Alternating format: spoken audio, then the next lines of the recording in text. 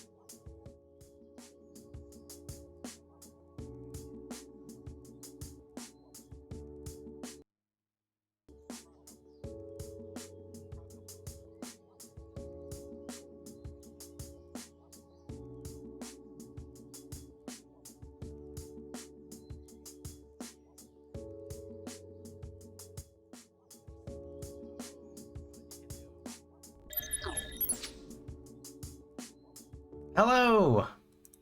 It's Tuesday. It's Twitch Tuesday. How's everyone? I hope everyone had a good week. I have been busy, as always. I've been messing around with some of the options that we have here. Some new redeems. So you guys can take a look at that a little bit later.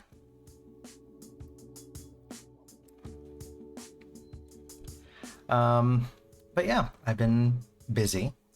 A little bit tired. Aragorn, hello! Welcome in. Yeah, I was just saying, been a little bit busy. I've been tinkering with the... Oh my god.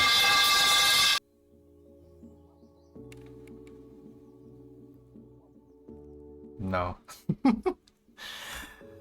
Yeah, I've been tinkering around with the redeems and everything.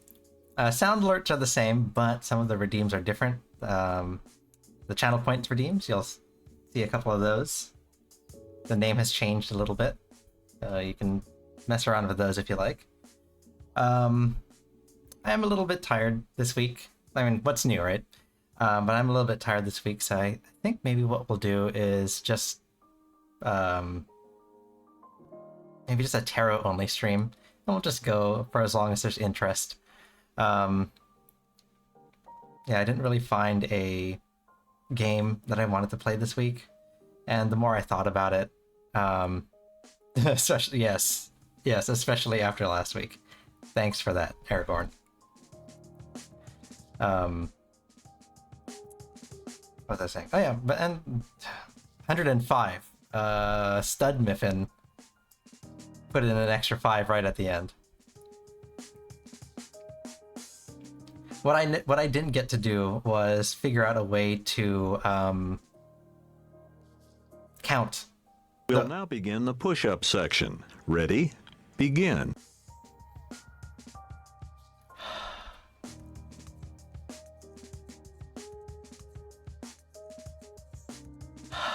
Okay. Okay. Starting early, are we, Aragorn? All right, hold on.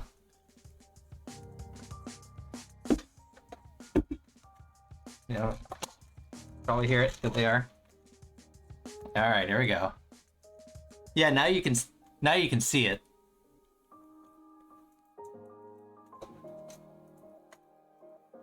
All right, here we go. The only thing you can't see now is my reaction because it loses tracking to my face. All right, here we go. 1, 2,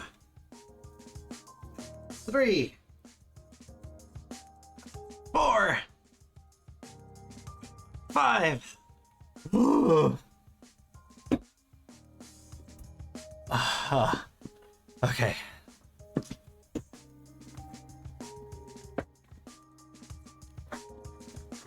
Right.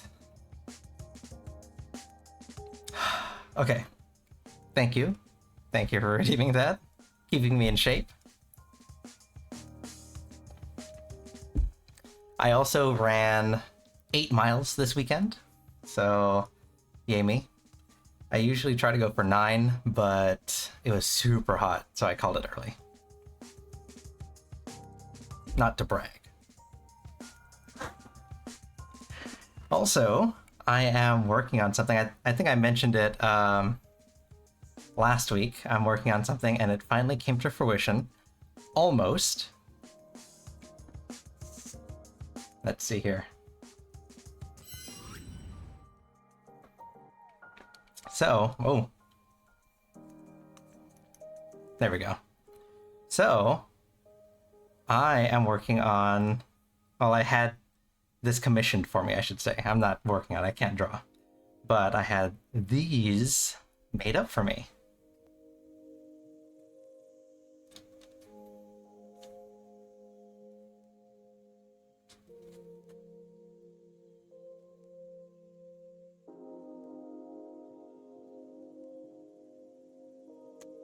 I'm going to make these into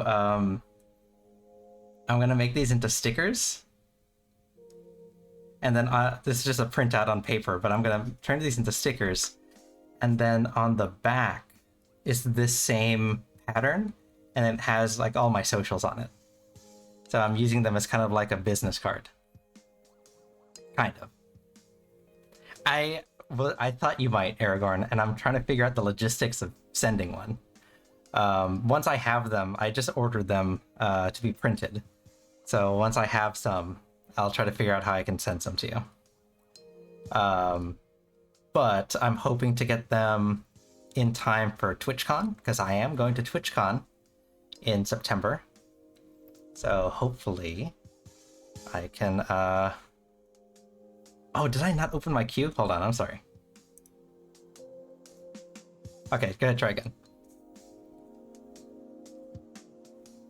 But yeah, so I'm going to TwitchCon in September, so hopefully I can network a little bit, you know?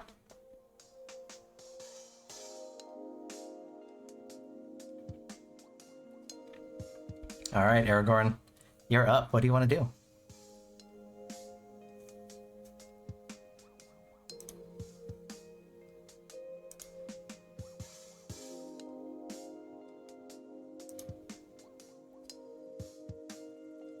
How will this week go for me at work and at home? Number 2.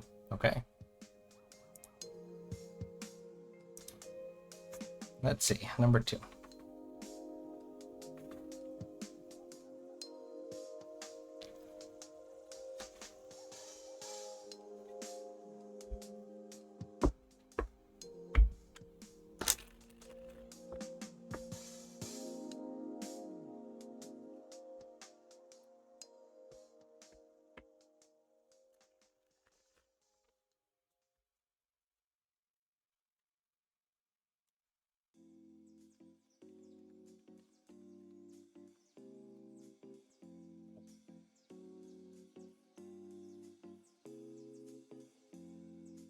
One, King of Wands.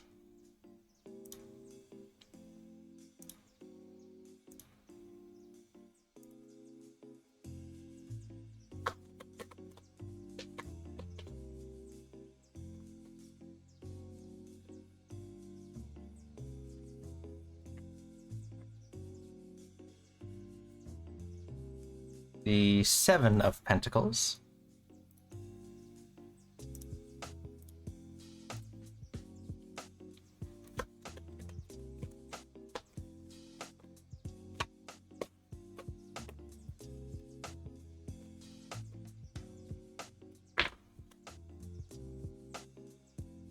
Two of Swords.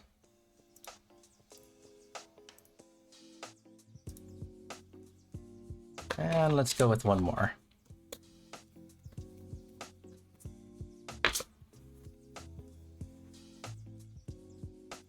The Page of Coins. All right, let's see.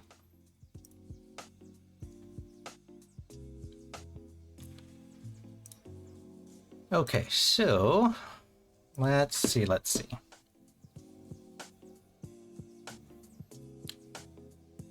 Okay.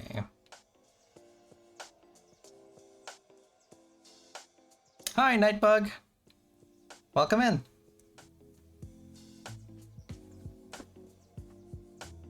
Welcome back. It's a long time no see. You may have noticed I look a little bit different.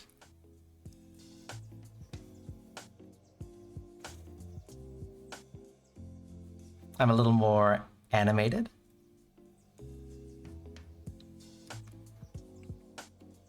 What was I going to say? Ah, yes. Aragorn. Okay, so we're going to start our here and now with the King of Wands.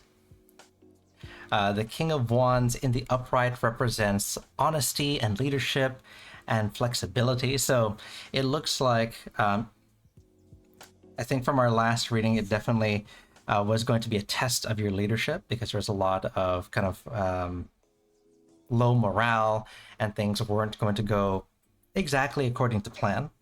So it was very much going to be testing your leadership. So it's telling us here with the King of Wands that we have exercised that that muscle, right? our leadership skills, and that's kind of where we're standing now. We are filling in the role of that leader.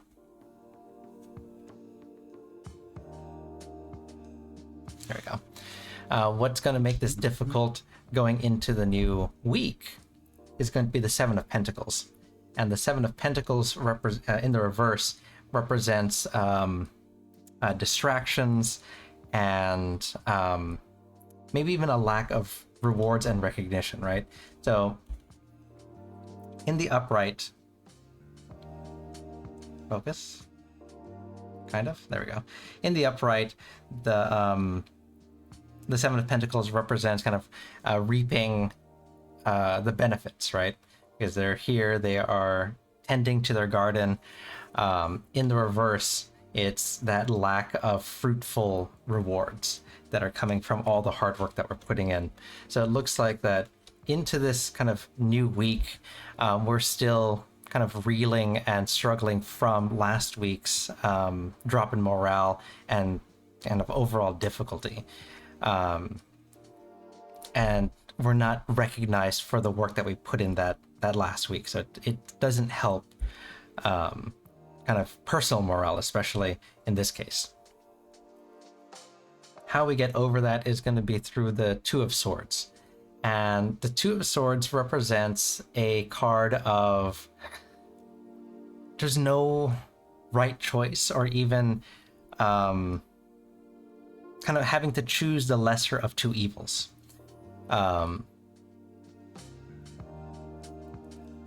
So what that's telling me is you're going to be met with a kind of a difficult choice in this coming week, because no matter which way you go, you're going to let someone down, unfortunately. That's kind of what that Two of Swords is a fruitless choice. And if you'd like, we can go into kind of a clarifier for the Two of Swords, kind of give you an indicator of maybe where that choice is going to be leading you, or what that choice might look like. But once we get over and make this difficult choice, we end up here with the Page of Pentacles in the upright. So we have two kind of difficult spots here towards the middle of our journey throughout the week here, and then we end up here with the Page of Pentacles, which is ambition and diligence. So it tells me that we are continuing to work hard towards our goals, especially professionally, because it's the Page of Pentacles. But the other important thing about the Page of Pentacles is that it represents setting clear goals. So right now, there's a lot of, I don't want to say aimlessness, but there's a lot of working towards a goal that doesn't quite exist, right? It's not a very clear goal. Once we get through this week and we kind of make our decisions, we find here that our goal kind of materializes and becomes clear for us. So we're in a good place towards the end of our week once we get through this trial here. So we're going to pull a clarifier for kind of what this difficult decision is going to be.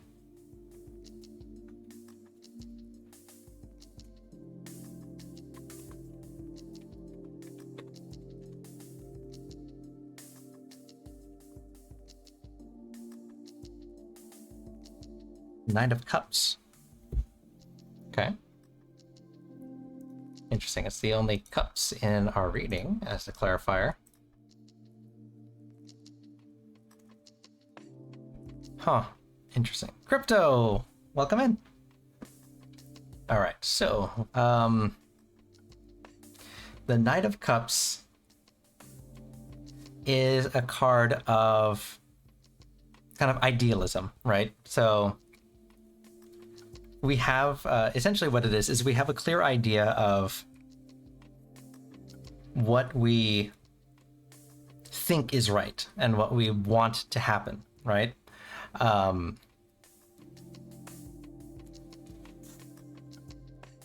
So what the decision here is, we know what we want,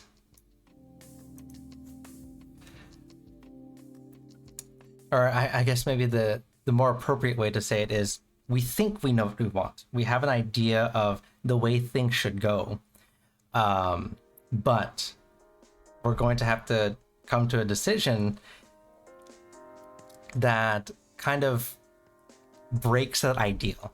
So we're going to have to choose a way that goes against what we want. I'm trying to explain this a little bit better. It's kind of jumbled in my head right now.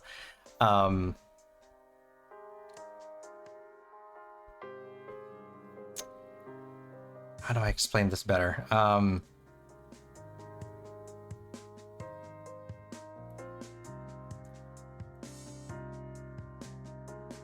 Okay, hold on. Let me think.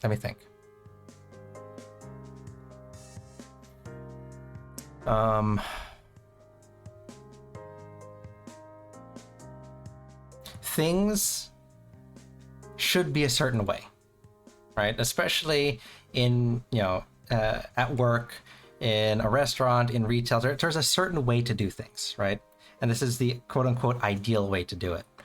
We're going to have to make a choice that kind of breaks that norm, the way that we want it to be, the way that we think it should be, maybe for the betterment of those around us. But it's going to be a very difficult decision because it's contrary to our personal beliefs.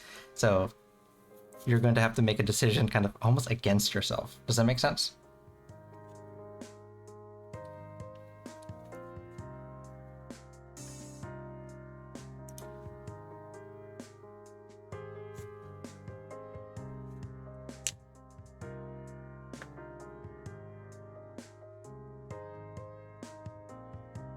Okay, good. So essentially the reading here is from last week. The journey isn't quite over. Like we still have this hump to get over. We still have some difficult decisions, but in the end, we're going to end up here with clear goals and clear aspirations. All right? Good luck.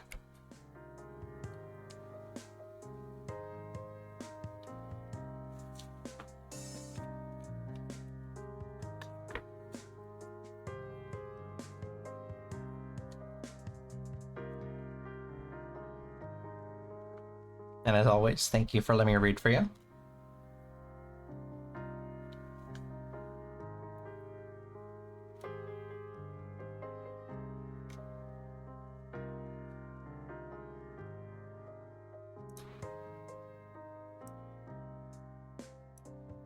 Crypto, you're up.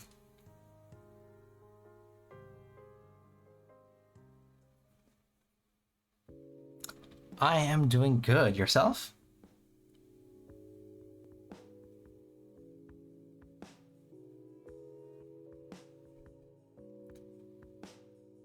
Oh, I was thinking about a boot for Deem.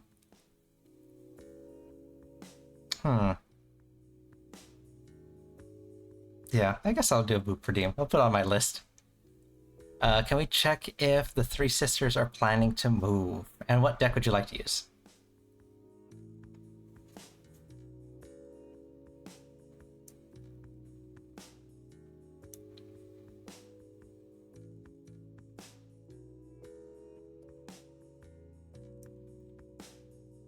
Deck number 3.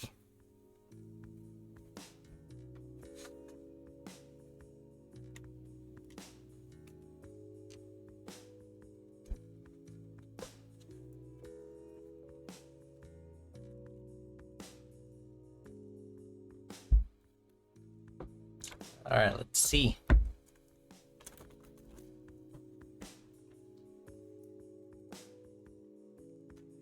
These ones are always the hardest one to shuffle. Super big cards.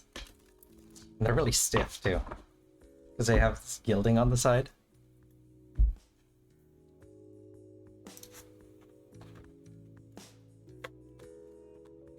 All right, so let's see.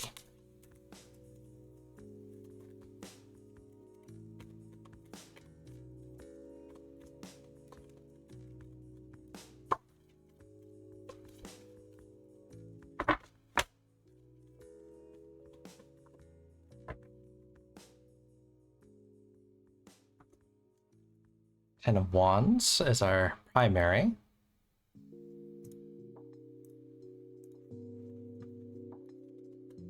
Oh, okay, we'll take it. The Wheel of Fortune as our crossing card. Strong energies against us.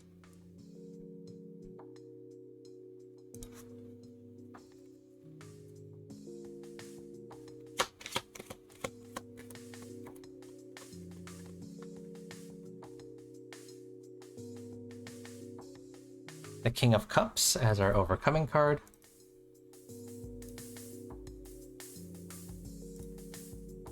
And one more.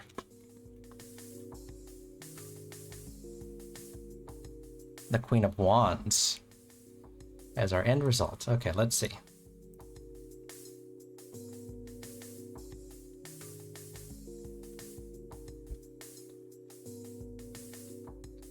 Okay, so the Ten of Wands represents burden and duty and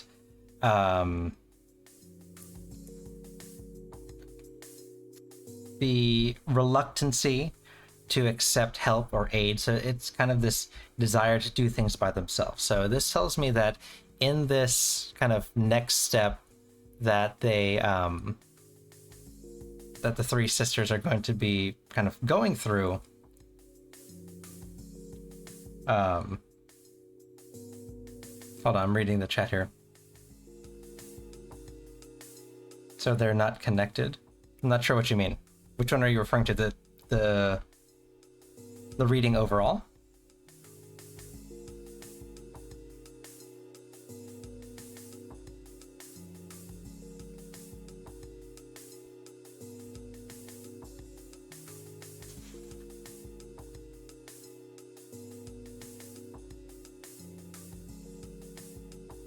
Oh, collaborating. I see.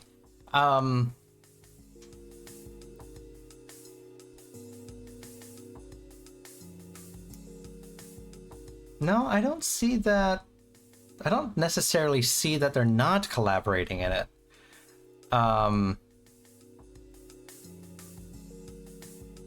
Because we're reading as the three of them together, right? So the Ten of Wands represents the three of them together in their journey moving forward.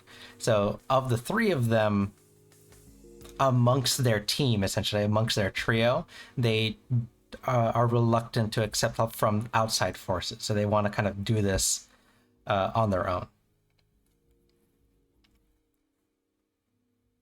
as a collective. Since we're doing kind of almost like a triple energy read. So I'm treating them as one person.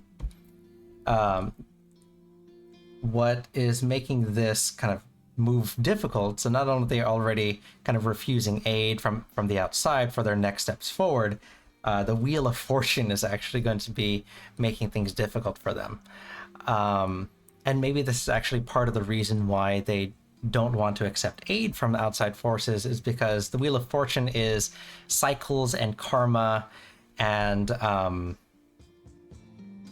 change, right? So it is kind of their previous actions also catching up with them. So maybe that's also why they don't want to accept help from outside. Maybe they have incurred some negative karma with those around them. And we ask, how do they view me too? Yeah, we'll add that onto here as well. How we get over this. So how they would get over kind of this karmic block that they've kind of put on themselves is going to be the King of Cups. The King of Cups is wisdom and balance and generosity. Essentially what it's telling them is, look, they have to open up and they have to be okay with what they've done. They have to come to terms with that. That's where that wisdom comes in. They have to come to terms with the things that they've done and be open to sharing that experience with others around them. The end result, the Queen of Wands, represents optimism and passion and joy. So that tells me that as they move through this journey to kind of moving out, it's going to be fraught. It's going to be difficult because they're hard-headed. in this regard, but they will eventually be successful and find kind of that happy ending for their kind of journey moving, right? Oh, that's so on point because I was mistreated by them. Okay. So yeah, that's where this Wheel of Fortune is coming back in, right? Very stubborn. Yes. So the lesson here is the King of Cups. They have to come to terms with everything that's happened in the past. Then they can move on and actually kind of move, right? If they don't, then they're going to be stuck in this cycle. So let's pull a secondary to see how they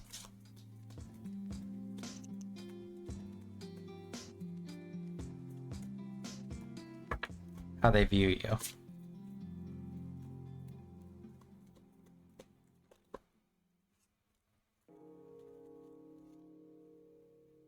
Weird. Okay. King of Wands.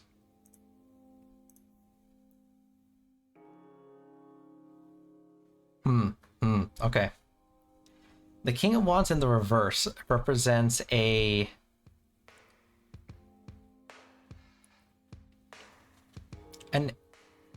King of Wands in reverse represents an energy of kind of an unachievable expectations, and maybe a bit of volatility. So when they view you, they do see you as like volatile in that they cannot what's the word I'm looking for?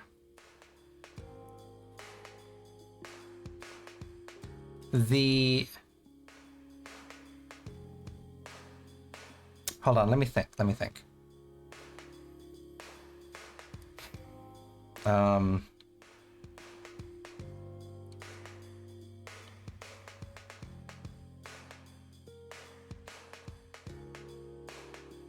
King of Wands in the reverse. Okay. No, that makes total sense. Okay. The King of Wands in the reverse, the volatility that I was talking about is because the thing that drives you, the thing that's important to you when you are interacting with them, right, can change very drastically. And part of this comes from the past experiences you have with them, which is why it feeds kind of into this Wheel of Fortune. In that they don't know what they need to do to, you're not on the same page because they don't know what they need to do to kind of reconnect with you because they're so out of touch with who you are now, right? They're very immature, and I don't know how long I don't know how to hold long conversation and don't know how to hold long conversations. Yes, that's exactly it. Is that from their perspective, it's very volatile because you are constantly moving, your ideas are constantly shifting and changing, that they can't kind of keep up. That's exactly it. And then it also has this, like I said, this unachievable expectations layer to it, is that in that what it would take to get to your level, and what it would take to kind of bridge that gap is almost too wide of a gap exists between you two. So that's why it's kind of this unachievable expectation to bring them back into that fold. And that's, yes, you're always growing and expanding. That's exactly why they see you as the King of Wands in the reverse. And of course the wands, like I've always mentioned before, kind of represents our spirit and our passion. So that definitely makes sense for kind of you always growing and expanding, because you're following and feeding kind of the thing that makes your spirit soar, right?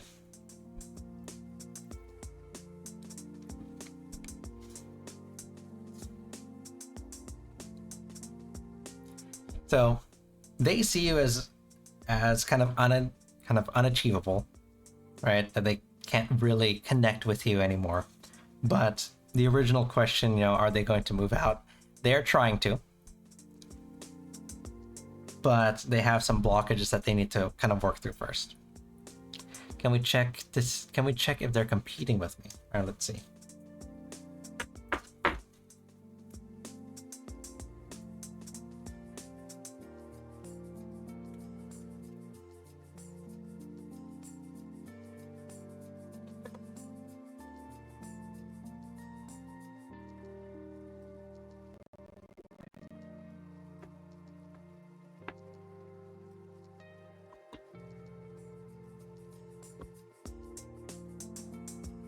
Do this as a do this as an energy read. Since there isn't too much of a there shouldn't be too much of a kind of a blockage for this. So we're just asking how they feel. So we're gonna go Page of Swords, and then the Nine of Wands, and we're gonna do one more.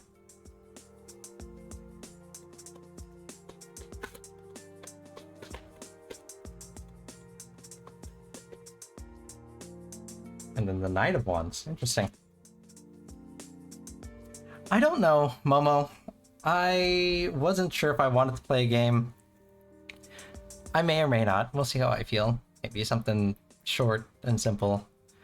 Yeah, I was thinking about it and I couldn't find anything I really wanted to play.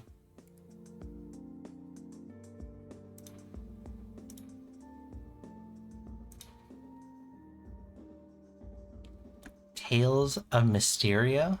I have not. Let me look it up.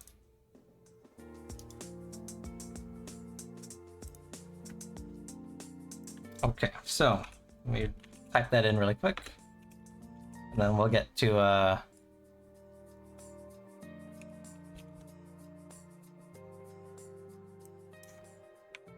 oh, is it not on here?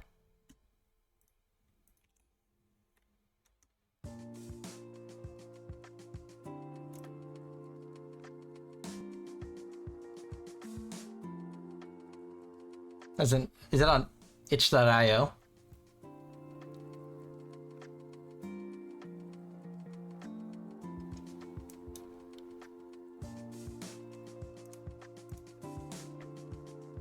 Yeah, I found one here on itch.io, so I'll read it after this. Okay, so are they competing against you, Crypto? So we're gonna read all of these together as a single kind of energy. Fields of Mysteria. Okay, let me rewrite that. Let's see here. So the Page of Swords in the upright represents a restless energy, a curiosity, so kind of this desire to kind of keep going. The Nine of Wands in the reverse represents a stalemate and the fatigue, and then the Knight of Wands in the reverse represents a recklessness and arrogance. Interesting. Okay, so it sounds like, in a sense, yes, they are trying to compete against you, because there's this desire to move forward and kind of this restless energy to kind of move, right? To progress forward. It's also bolstered by the Knight of Wands in reverse, which is this impulsiveness and recklessness, and this arrogance that they feel like they are better, right? But it's also clarified by the Nine of Wands, which is this fatigue and stalemate. So they want to compete against you, but they also know that they are going to have a real hard time actually competing against you, because they're already up against the wall. Like I said before, that gap is very, very wide, and it's difficult for them to bridge, and they kind of know this already.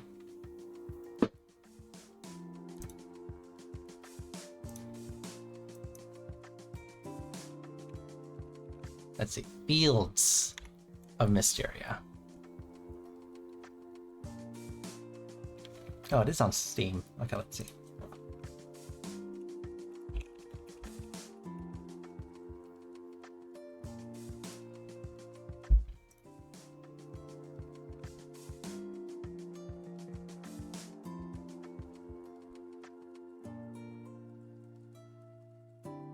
How about the mom? Same question. Is she good? Like, is she competing against you?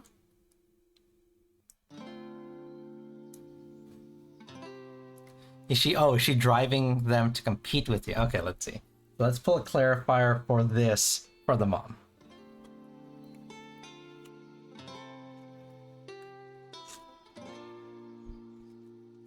Mystria.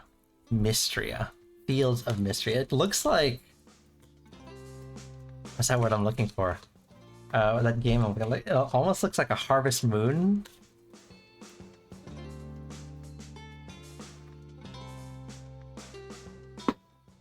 All these wands. Interesting. All these wands. Okay. So we're gonna go 5 of wands.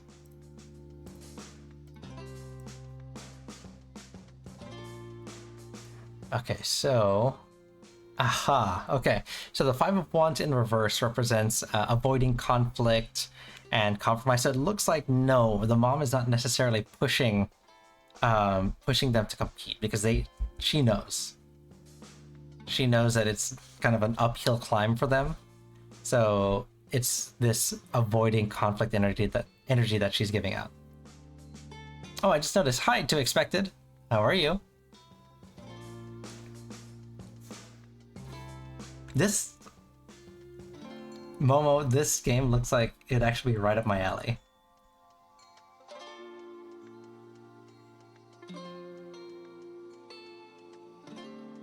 They put on my wish list. Maybe we'll play it. I don't know. Maybe we'll play it later, or maybe this week, or like next week. We'll see. I'll think about it. Expected. I am good. Tired, but good. How about you? Oh, Sailor Moon. Yes, I was just thinking that, like on the cover art. Crypto. Let's see here. What are their current thoughts and energies towards me, including my mom? So we're gonna go ahead and. Oh, this one? Yeah, it's one of my favorites. Obviously, which is why I have it out here on the. Oh, okay, Aragorn. Thanks for stopping by. Including the mom. Okay. So let's go ahead and... Oh, wait. This is a different question. So we'll go ahead and answer this one, and then we'll go to expected. Oh. The world.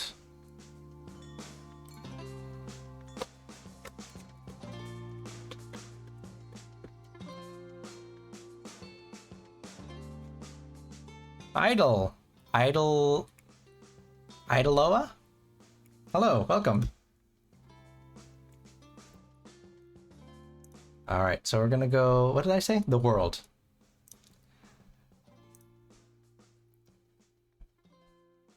And then the 3 of wands. And then we're gonna go one more. Yeah, this is the Tarot of Mystical Moments. This was actually... Ooh, the Hanged Man. I really like this one because it's got super eclectic art. Super weird, right? Like, really just like out there. I really do love it. It was a gift. I honestly, I probably wouldn't have purchased it myself. But it was a gift and I'm really happy for it because it's a whole different kind of set. I'll go into it in a little bit after this. All right, so we have the world. So we have 2 major arcana cards, so very powerful energies kind of revolving around them. And then again, we hit the wands, which is similar to the last reading that we had. So we're going to read these all together for all 4 of them. Let's see here. The world in the... What are their current thoughts and energies towards me, including the mom? Okay. The world in the reverse is a card of non-closure, of imperfection, so things haven't resolved. The 3 of wands also in the reverse. I mean, they're all reversed, so they don't really think the best of you, unfortunately. The 3 of wands in the reverse is kind of delays and kind of pulling back and holding back. And then the Hanged Man in the reverse is... Oh, I understand this reading now. Okay. So how they see you and how they kind of see you is the world in the reverse is a reflection. It indicates the reflection of themselves against you. So when they look at you and they think of you, they see a reflection of themselves, of kind of their, I'm trying to say this nicely. It's almost like a reminder of their inadequacies, the things that they don't have, right? They have no closure for the things that they're working on, for the situations that they've gone through. And as a result, when it comes to interacting with you, there are these frustrations and delays because they want to keep moving forward and they want to kind of bridge that gap that I mentioned, right? But they are frustrated that they have to kind of stay where they are, right? Those delays from the Three of Wands. But the Hanged Man also tells me that they are apt to kind of rush forward without thinking, and it causes an even bigger rift between you two. So that also feeds into the Wheel of Fortune card that came in before, in that the interactions that they regularly have with you are not well thought out. They're not always positive. There's just a lot kind of missing in those interactions. So they almost have a level of, it's not quite jealousy because they don't envy the things that you have, but so jealousy and inadequacy, you kind of beat me to it a little bit. It's almost jealousy. Oh, excuse me.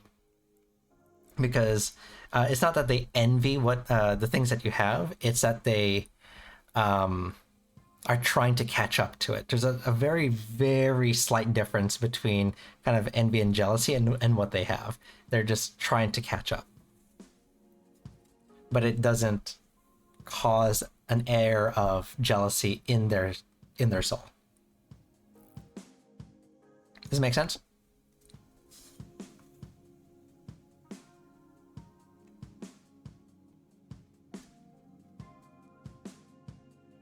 Catch up in terms of, yeah.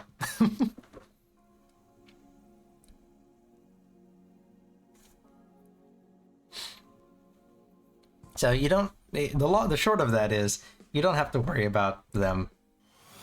Oh my god. Ow! Spider. Spider's just subscribed for 3 months. Thank you for the subscription. The resub, thank you. Yeah, new model. I think I semi-debuted it last week. I was testing it out, and here I am. So they're competing. Yes, they are competing in a sense that they're trying to catch up with you, because they're just trying to...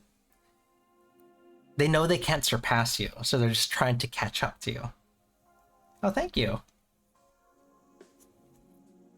Loki, yes, that's it. Ow, ow.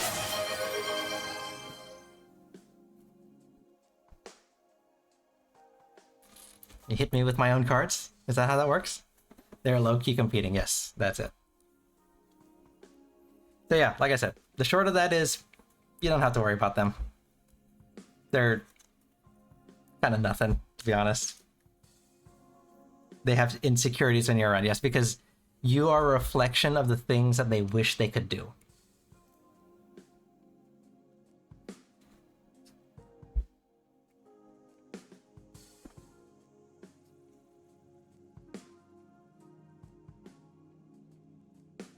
You're welcome.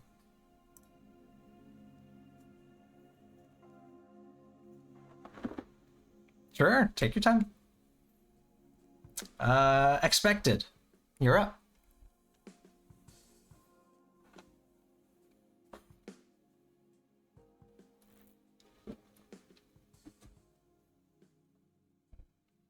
to be honest, you could be reading a book right now and I'll watch.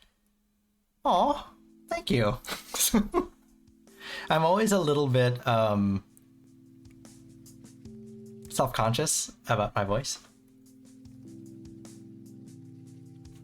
I always have been until, I mean, I still kind of am, but ever since I started streaming, a lot of people have been complimenting my voice, so thank you.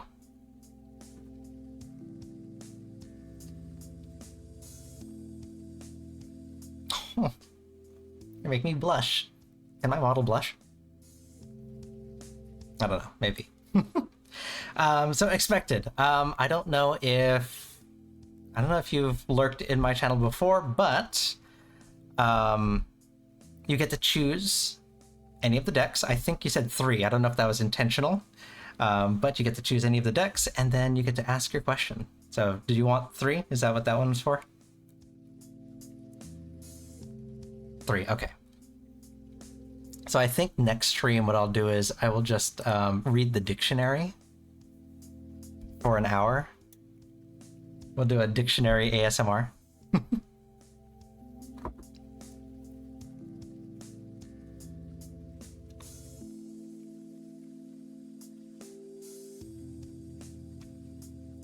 Or maybe what we'll do is we'll do a visual novel. That way it's not as boring.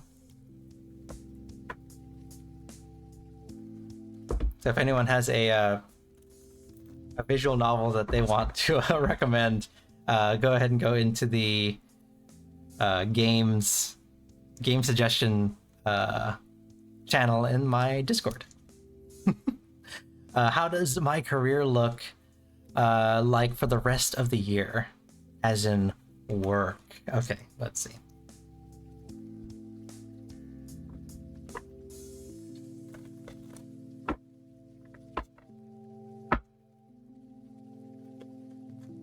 Oh yeah, so like I was saying, for this particular deck, I really like it also because it has extra cards in it.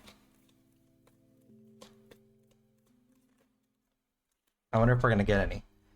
8 of Wands. So the royals, the kings, and the emperor have female variants.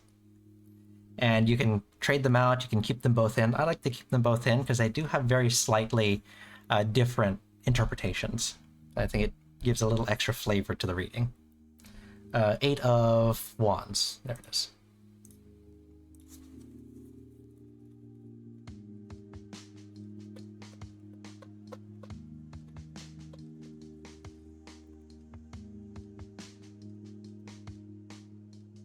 The Sun. Oh my. So that is our crossing card.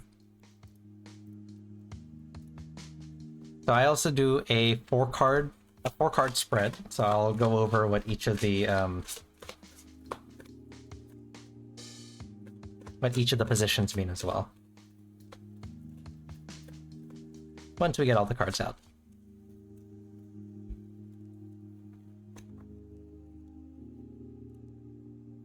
Nine of Cups.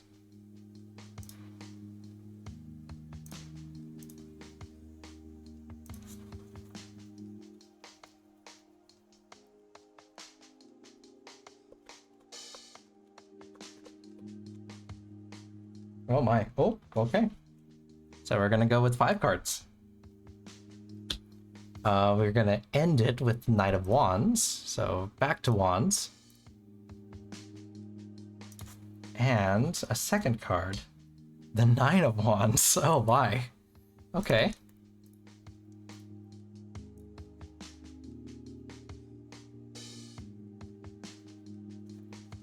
Alright, so let's see here.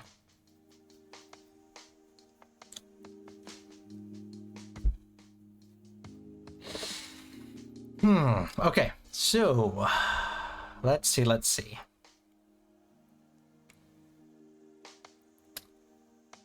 Right off the bat, there's a lot going on, at least a lot that's going to go on.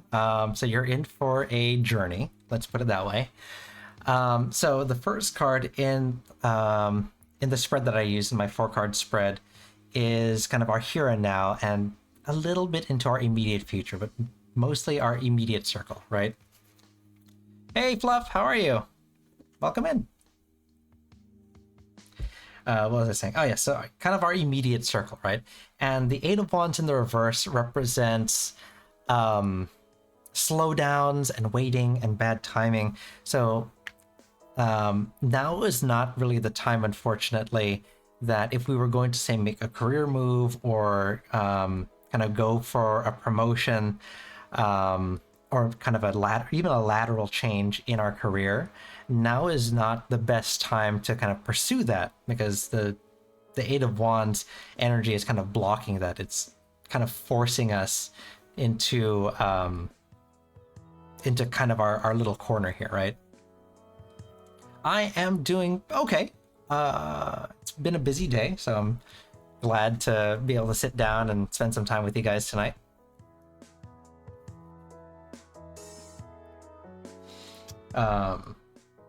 What was I saying? I expected, yes. So our immediate kind of vicinity says we're not really in a place to kind of progress in our career, unfortunately. This is being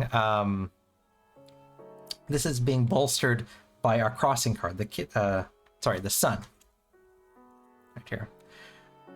So the sun in the upright represents joy and success and positivity, which is contrary to what I just told you. And that's what's making it difficult. It's because things seem like they're in a good place, that you're ready to kind of move on, that you're ready to take on additional responsibilities, ready for promotion. You want to do these things because the world around you says, yeah, like it feels right, it feels good, but you're hitting this invisible wall, which is the Eight of Wands. Excuse me.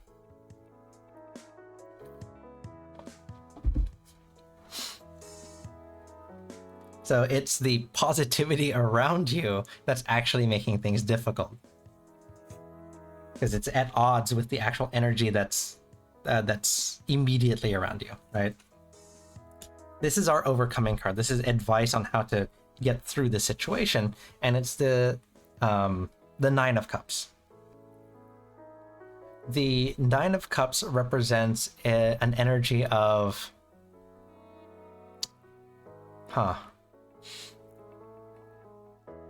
okay, I understand. It represents an energy of emotional stability. This reading is spot on with what's going on at the moment. Okay, I'm glad. Sometimes, especially when like it's your first time, I don't have quite a connection, it can be a little bit off. So I'm glad that I'm connecting with your energy. So then, what was I saying? The Nine of Cups represents a card of emotional stability and satisfaction. What that is telling me is that yes, you're going to be in a tough spot where you are unable to kind of move and progress in the rate that you want to. And it's even harder on you because everything else seems like peachy keen and hunky-dory on the outside. The advice that the cards are giving you is you have to come to terms with that. You have to be okay in the interim that you're not going to be able to kind of move forward. It's kind of a sucky advice, unfortunately, but it's just saying, look, there's nothing you can do, especially because you're fighting against the sun, right? Which is a major arcana card. Like you're not going to win against the sun. Like it's just going to burn you up. So it's going to say, make peace with your situation. That's the only way we're going to resolve this and get through it.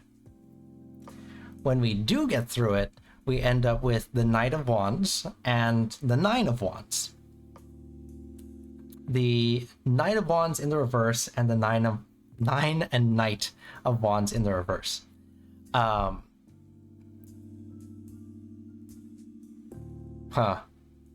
Interesting. So since they kind of fell out at the same time, I read them together. So once we get through this, it tells us that we're going to come out the other side in a energy of fatigue and kind of stalemate, right?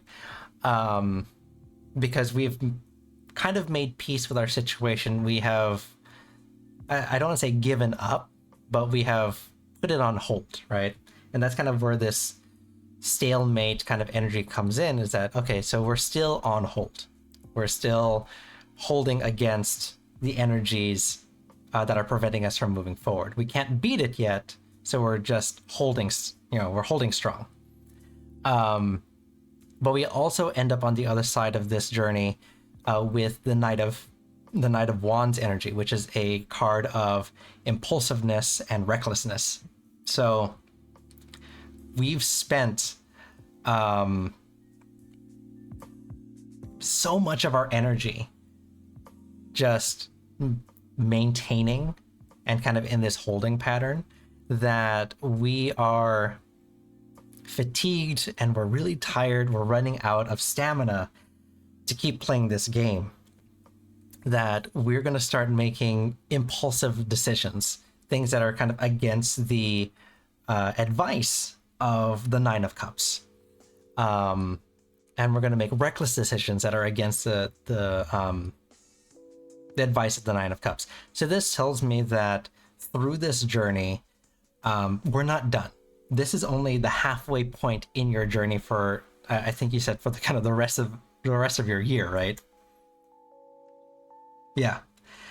So you're in for a very, very, very long journey when it comes to your career, because the rest of this year is going to be kind of a holding pattern in your career, unfortunately.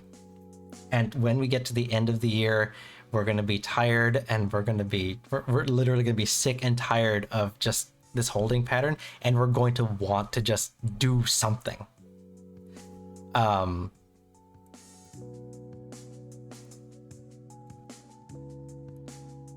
And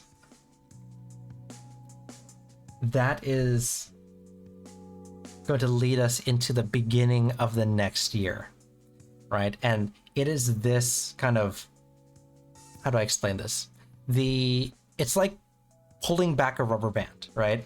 All this kind of built up and potential energy keeps getting stored stronger and stronger and stronger as you keep stressing and pulling on that rubber band. By the time you actually release it right here, when we kind of make that final decision to go, it's going to zoom forward with so much force and so much energy. So this kind of trial that you're going through is to set you up to move quickly and move powerfully into the new year. Does that make sense?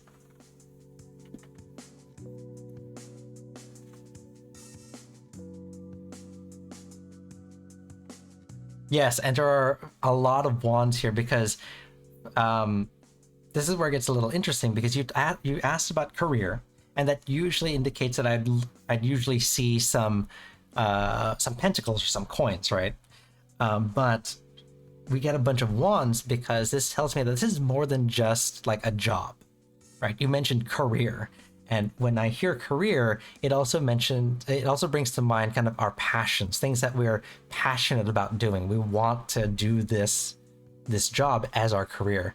And the wands represent kind of our spirit and our passion. So it's this tension in our spirit, the things that make our spirit soar, the things that make us happy in life, is this tension that is kind of welling up and building. And that's why it's so much harder for you. I do hate my job at the moment because of something they did to me and left a bad taste in my mouth. So I'm reacting on impulsive feelings. Ah, I see. So yeah, that definitely like feeds into this tension that that is building here, because it sounds like shy of the past, there's definitely been some interesting energies that's going on right now. But what's weird is I can't leave the job as I declined 2 jobs, but I have a lot of interviews coming up. Oh, interesting. So Huh.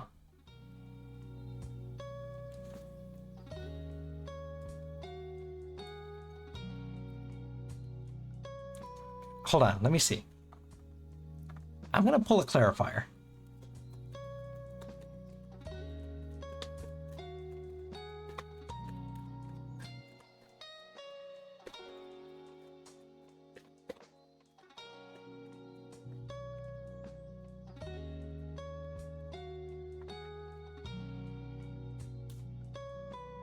Ten of Swords.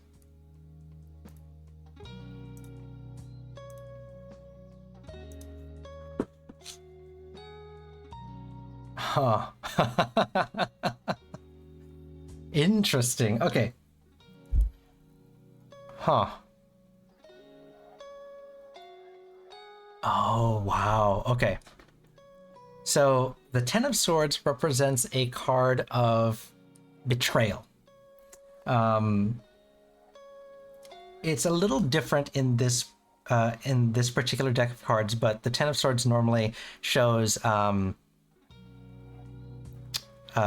person carrying 10 different swords. Sometimes they're being stabbed in the back by those swords, but you know, in this case, we have the 10 hands and 10 needles kind of poking and prodding at the person in the card. I clarified against kind of what this energy here is, because you're mentioning interviews and kind of wanting to leave this energy here, and I wanted to see kind of what this reckless impulsiveness was.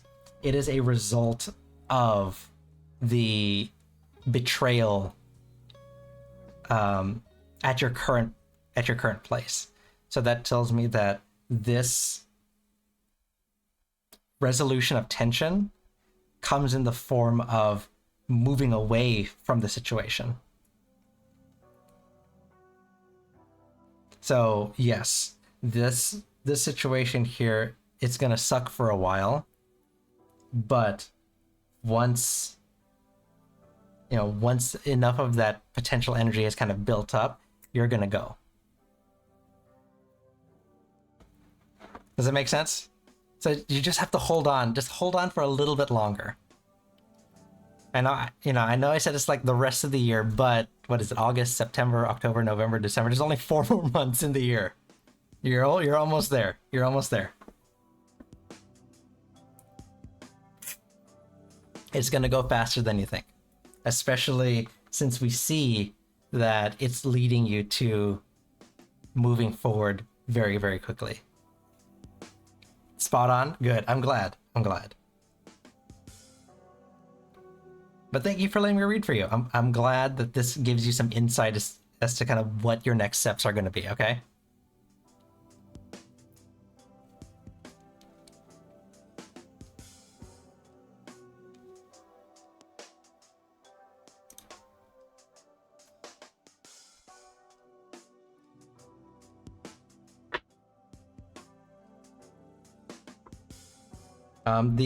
By the way, the rules in my stream are, as long as the queue is open, you can hop back in as much as you like. So if you have another question or you want some clarifiers, exclamation point join, hop back in. I'll read for you, okay? F this job, excuse the language. No, you can type it in. I try not to say it, just because that's kind of who I am. But you're more than welcome to. It's an adult chat. All right. No, expect I have been in similar situations, so I feel your pain. I really do. You're very welcome. Idle, you're up. Are you still here?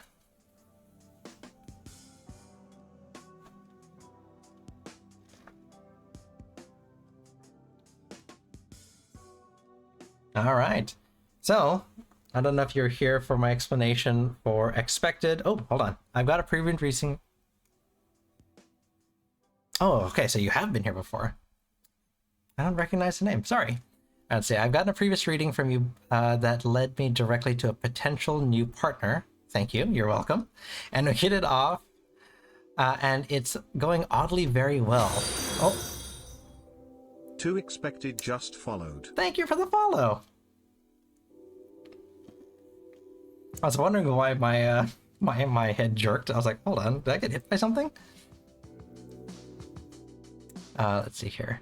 But now it's going oddly very well, but now comes the hard part. Being with her requires I take some big steps in life, and soon.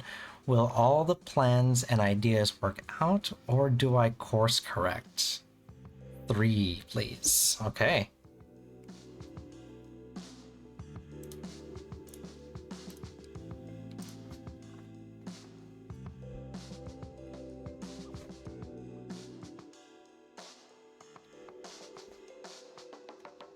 Your readings are way too spot on not to follow. Well, thank you.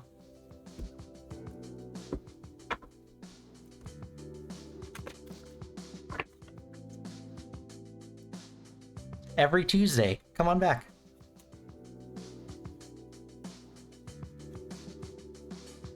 Yeah, I think you maybe overheard when I was talking to Momo. I will do tarot and gameplay. Today, probably just tarot, because I couldn't really find a game that I want to play. But I might play Momo's recommendation next week. It looks pretty fun. I think it's only like $14 on Steam too, so maybe I'll just pick it up.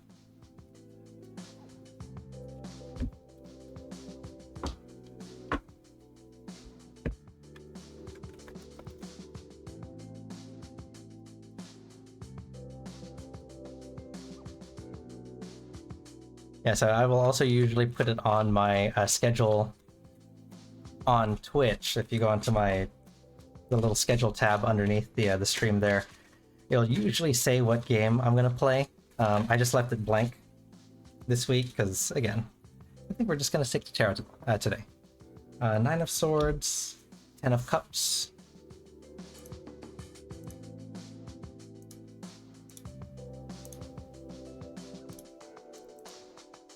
Ten of Cups.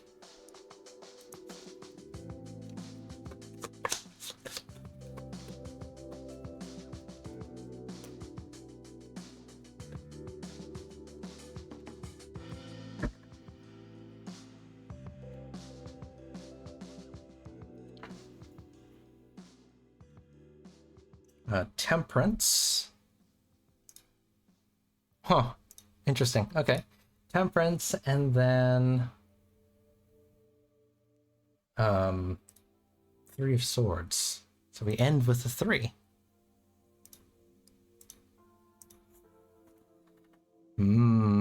Okay.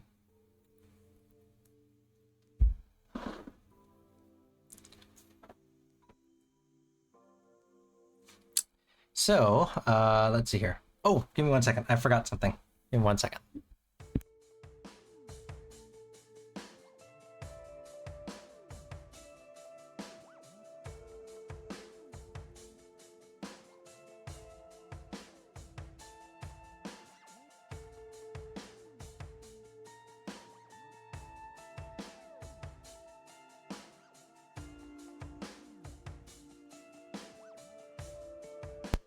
Okay, sorry. Okay. So we are going to start off here with the 9 of Swords. The 9 of Swords represents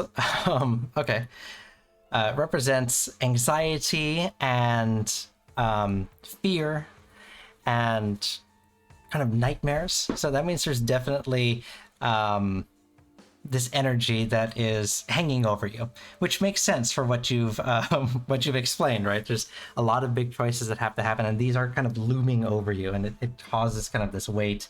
The way I always explain the 9 of Swords is it's something that keeps you up at night, right? It prevents you from relaxing and keeping your mind at rest. So that makes sense. This is further... Wow. This is further made difficult by the 10 of Cups. The 10 of Cups is what I like to call my happily ever after card. Just like it shows here, you know, we have the merman, and she's not really a mermaid. I forget what they're called when they have like octopus tentacles. No, Crypto, you didn't miss your turn. We still have some. We have Idle and then Fluff and then you. So we have the two here in this happily ever after pose. They have a school of fish, presumably their children, a family, and that's what's making it difficult. Is that this thought of this happily ever after, this progressing forward with this relationship, is what's causing this difficulty in the current situation, right? And it's this anxiety of the future and what needs to be done versus the idea of the future is this tension that comes to a head. And that's just making it even more difficult because it's one of those things where it's like,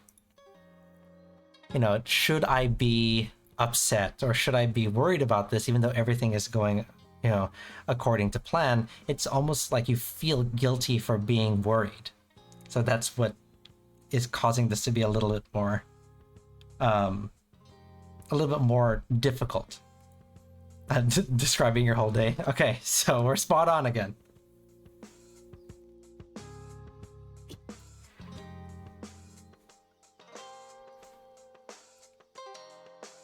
How we get over this is through temperance.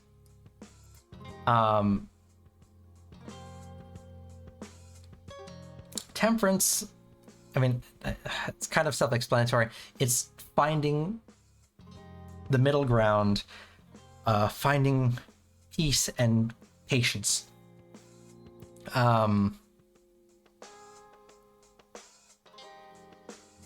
We have to walk the line, essentially, right?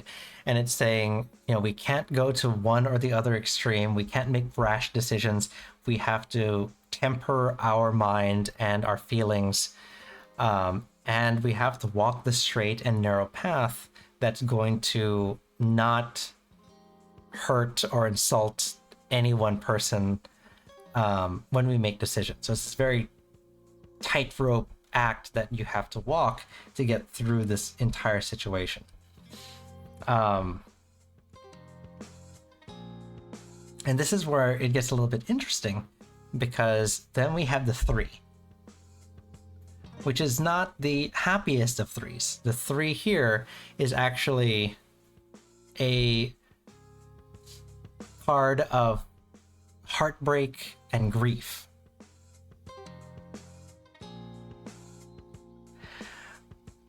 Which is interesting because it tells us to take the straight and narrow, and we end up here. So what that makes me want to do is I'm going to pull a secondary path, and let's see what happens. So what that tells me is essentially if you play it safe, we end up with heartbreak.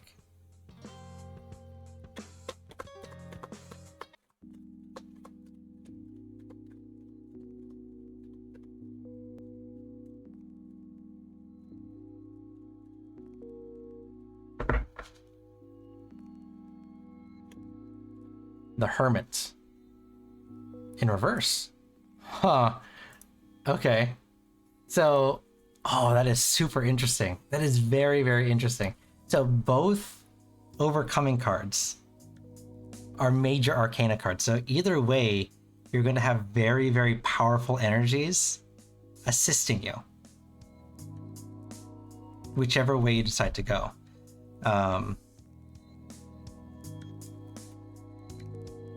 Give me 1 second. I have to do this. Hopefully that's good enough. I pull back the curtain a little bit. I use my phone to do facial tracking for my model. I forgot to charge my phone. So I'm running out of batteries. So I'm gonna lower the screen brightness and go into power saving mode. Hopefully that lasts. So we have the Hermit as a secondary path, and let's see what that result is going to be.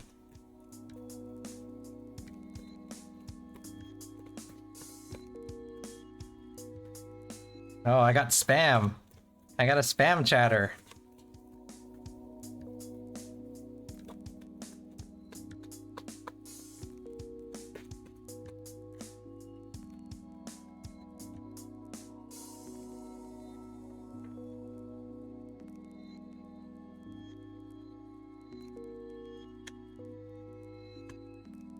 right, so with our second path, we end up here with another major arcana card. Interesting. And that's going to be the Chariot. Okay. So, essentially, if we play it safe, we end up with Heartbreak. If we go this way instead, if we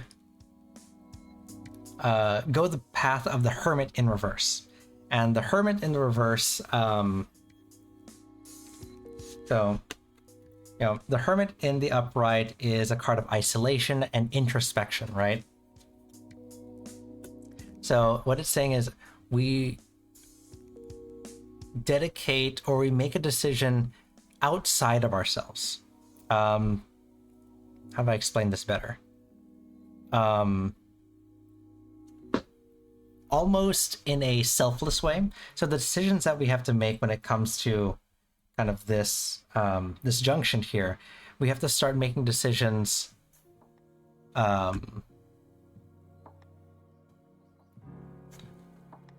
for those around us, those outside of us. Because for the Hermit energy, like I said, is that introspection, that internal energy. This is saying we can't embrace that internal energy. It's in the reverse. So if we go the opposite and we start making decisions for other people, or I guess with other people in mind, we end up here with the Chariot. And the Chariot is a card of direction and movement and energy. So this tells me that, trying to get this all in frame here,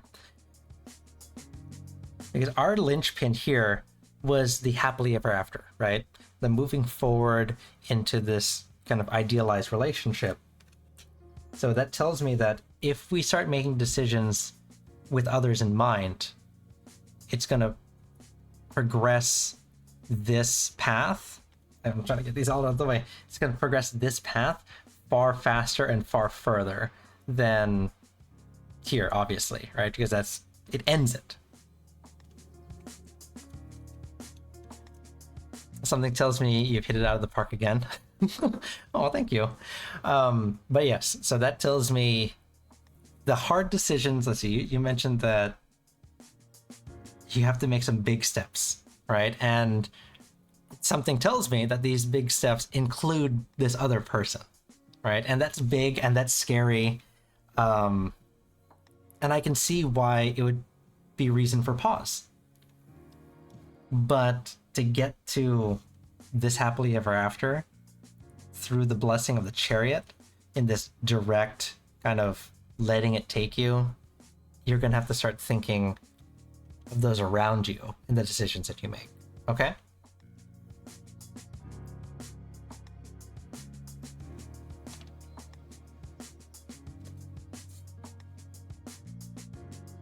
You're welcome. Good luck. I wish you the best in the decisions that you have to make in the future, okay?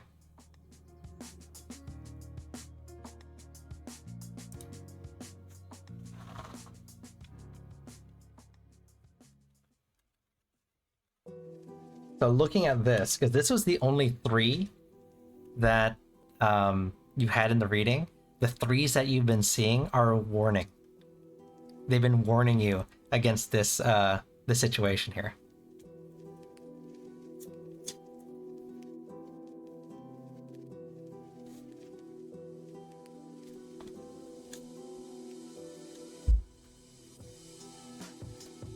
Oh, I have another spam. Am I getting popular? Are the bots showing up because I'm popular now? I'll be back in a month. Well, have fun. I'll see you in a month. And keep a lookout for those 3s. Those are warnings for you. So when you start seeing those 3s again, you know,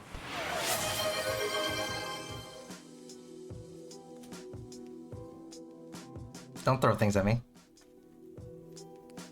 what was I saying? When you start seeing those threes, it's going to be a reminder for you to kind of come back to center and think about those around you, okay?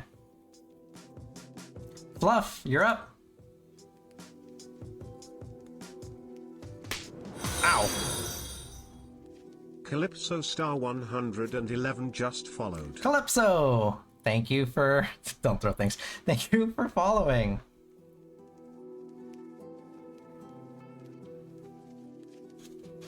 You just wanted to throw things at me.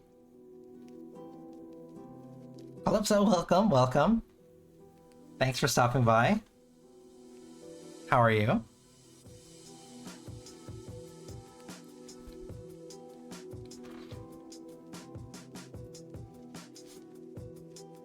Good, good. Now we're just hanging out, just having some fun. Ah!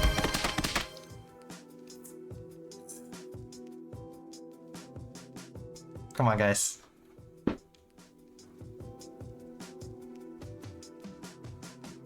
Oh no! Oh no, no, no! No, no! Who did this? No, no! No!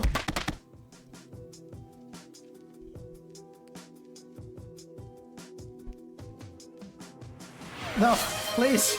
No, somebody help! No, stop! Stop! Please! No, my... Ah! Ah! Ah.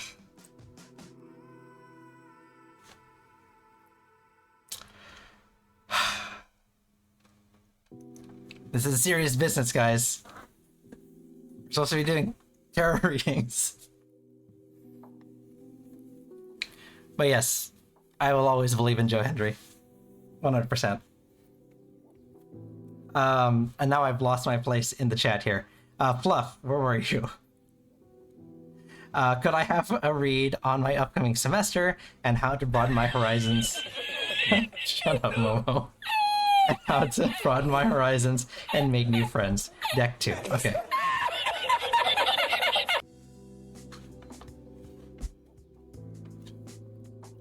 So we are looking for a relationship, quote unquote. Doesn't always have to be romantic, but we are looking for kind of what our relationships are going to look like in the future for our semester here.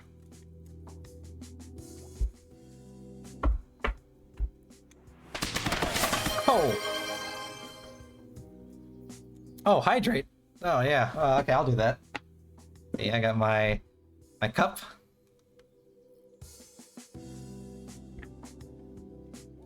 All right.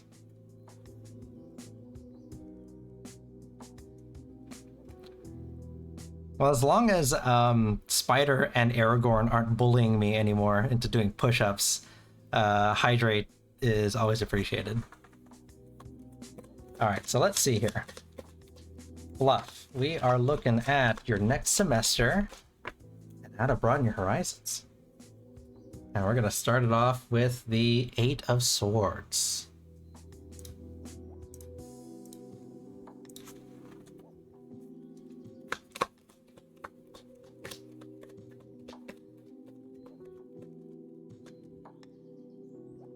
The Sun in reverse. Interesting. Oh, very interesting. Very, very interesting. Okay.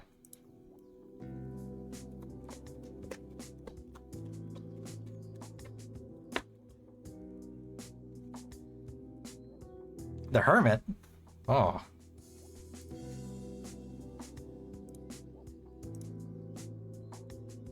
I'm getting similar but opposite energies. Oh, push-ups? Yeah, so I have a redeem. I have a sound redeem. It's the only redeem that I have that that costs bits. Because I don't want anyone to actually do it, but it forces me to do 5 push-ups. And last week, I did 105 push-ups.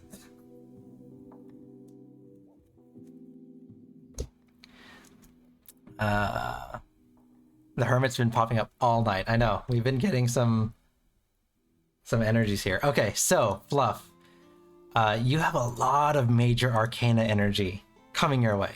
a lot of major arcana energy.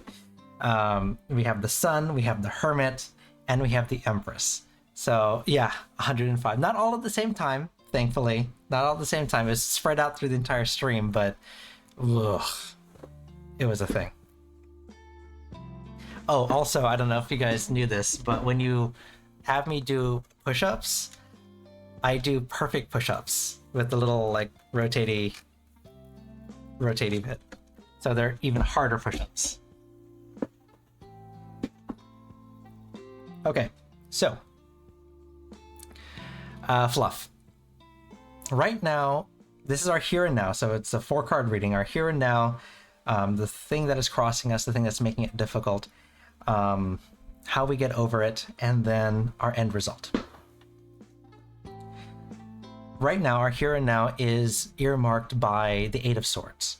And the Eight of Swords represents an energy of anxiety and almost feeling trapped, like we don't know what to do. It's just like it shows here, right? They're focusing. Focus. There it is. So just like it shows here, they're bound, they're blind, they don't know what's happening, and they're, they're worried about the things that are around them, even though they can't see it. So moving into this new semester, there's a lot of unknowns that are kind of weighing heavy on our mind. And that's kind of the energy that is kind of entrapping us right now, which is understandable because there's a lot. Anytime there's unknown, it makes things difficult. It makes things scary.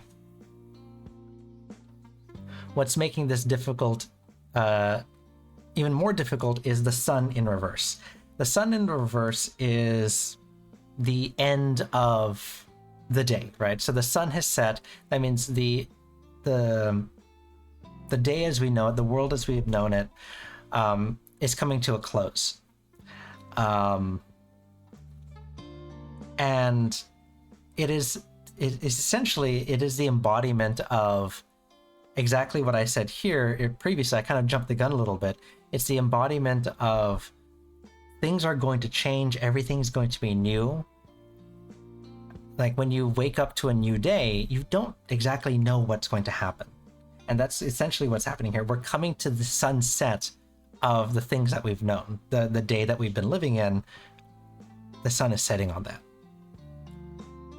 So there's a lot of change that's happening. Now, the rest of these cards, all of these cards here, outside of here, are major arcana cards.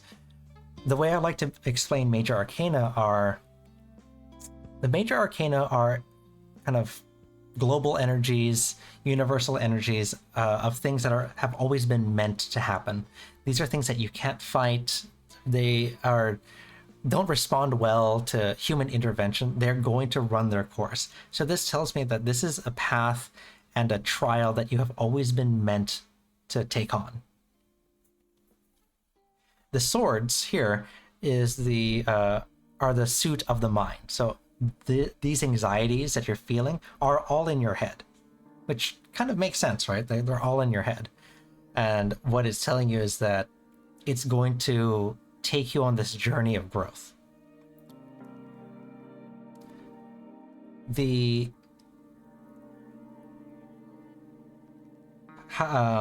overcoming card, number 3. So this change and the end of everything that we've kind of known and that we're comfortable with, how we get over kind of this anxiety and fear is through the Hermit. The power of the Hermit, or the energy of the Hermit, is a card of contemplation and introspection. Just like I mentioned in the previous reading for expected. No, not for expected. Sorry, for idle. The Hermit energy represents us kind of turning internally and seeing what is it that we want, right? The things that are going to be important to us. And this tells me that this is a journey about self-discovery. Because we are going to, when we learn about ourselves and when we understand ourselves and the things that progress us forward and make us tick, then we'll be able to connect with those around us when we have a better understanding of the things that we actually need and want. So what that tells me is that how we get over that is internally, right? We have to look inside ourselves and have self-growth. This is going to be a journey about self-development and self-growth. The end result here is the Empress, another very powerful card. And the Empress represents, on the surface level, it is a card of motherhood and nurturing and fertility. In an instance like this tells me that this is a card that is going to nurture and foster and grow the relationships that you develop in your journey of self-discovery. It's going to help nurture and grow your own self-discovery and help you grow as a person in this coming semester. So it's okay to, it's completely natural to feel anxious and scared about what the next day brings. But what it's telling you is the major arcana energies. You have the Sun, the Empress, the Hermit, all very powerful energies. They're all guiding you through this journey. So kind of, I don't say just kind of let it take the wheel, just kind of accept it, but rest confident that this journey was meant for you. And you just have to grow with it. Does that make sense?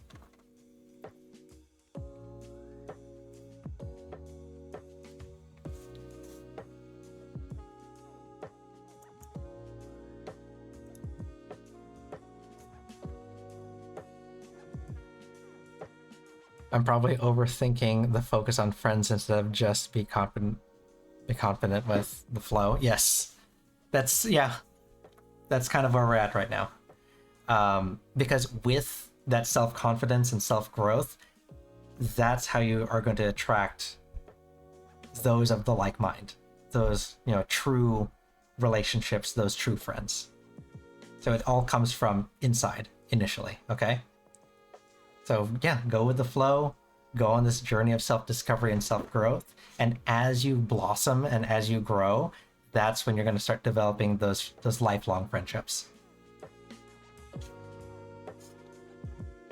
Does it make sense?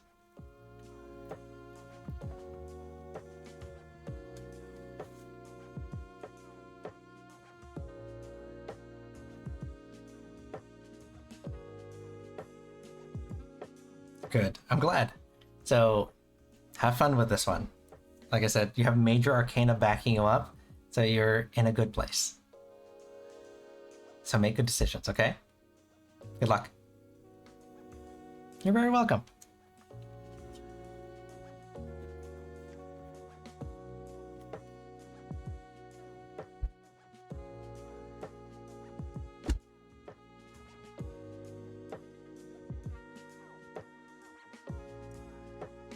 Go with the flow, exactly.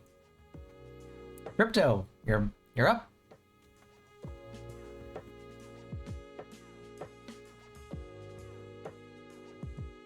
Oh, thank you. I have been waiting a long time to make the jump into Live 2D, and I just kind of bumped into this this artist and rigger on Reddit, and it just really worked out. Their information's in the credits underneath the stream here.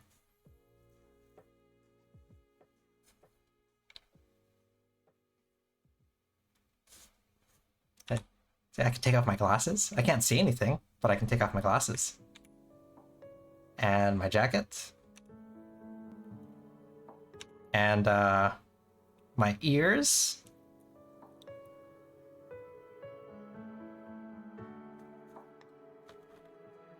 Let's go put some ears on for the rest of the stream here.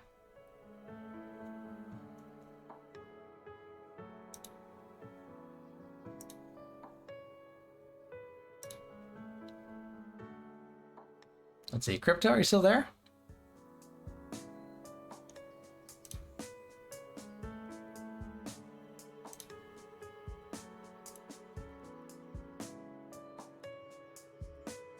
There you are. Ow. Ow. Is that what they deserve? A throw?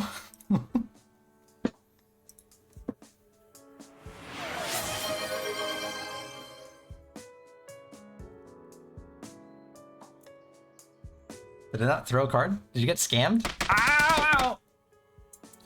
Okay. Thank you. Hydrate. I will hydrate. Here it is. My cup and my coaster.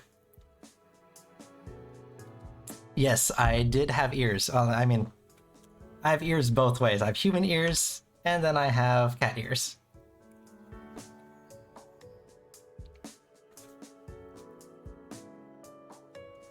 They're also rigged to my eyebrows. Let's see here. Crypto, where is your question?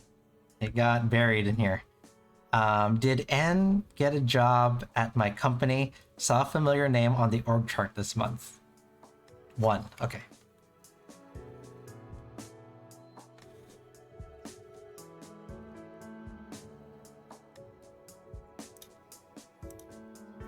Oh yeah, and these have been here. This one has been here for a little while. Through the entire kind of stream. I'm just having it there. It is a little test run of a sticker that I'm making. And obviously inspired by deck number 2. They're going to be a sticker that I'll be printing out soon. I'm bringing them to TwitchCon, so if anyone is there, come find me and you can get a sticker. If anyone's going to TwitchCon.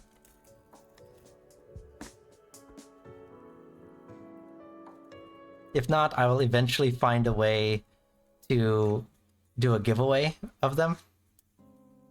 I have to figure out what the logistics of that are.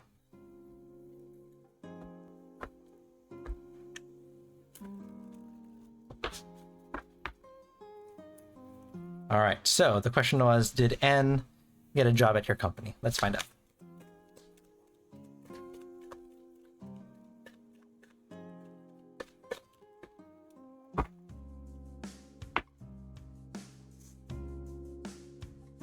Ten of Pentacles.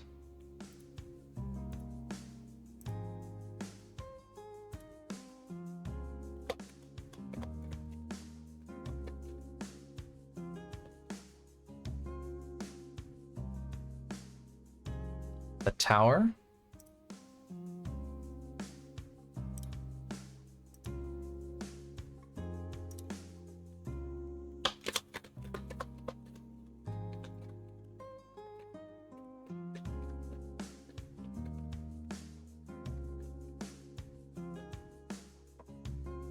Ace of Wands. Okay.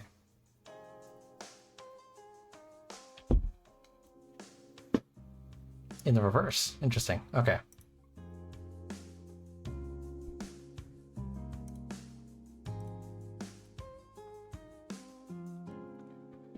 All right, so let's see here. Did they get a job at your company? So...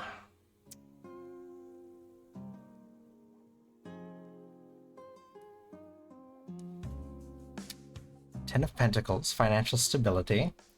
The Tower on sudden upheaval, and then Ace of Wands, energy. Huh.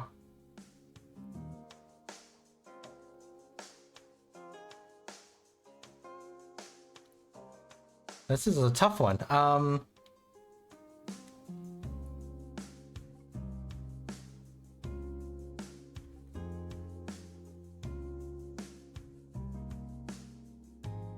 Huh.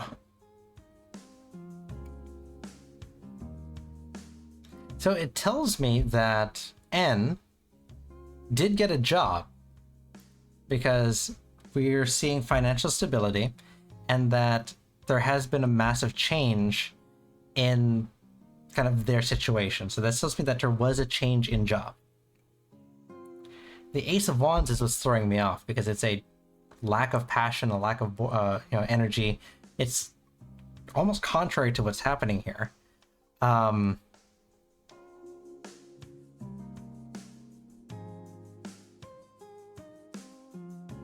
It doesn't tell me if they got a job in your company. but it tells me that the job that they got is financially stable, but they're not passionate about it. It's not a job that they are necessarily happy with, but it's well enough paying that they're going to put up with it.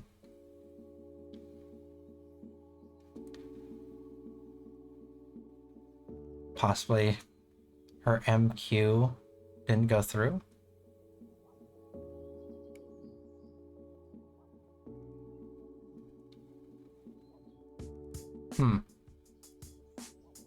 No, I don't know, Crypto. This is a tough one.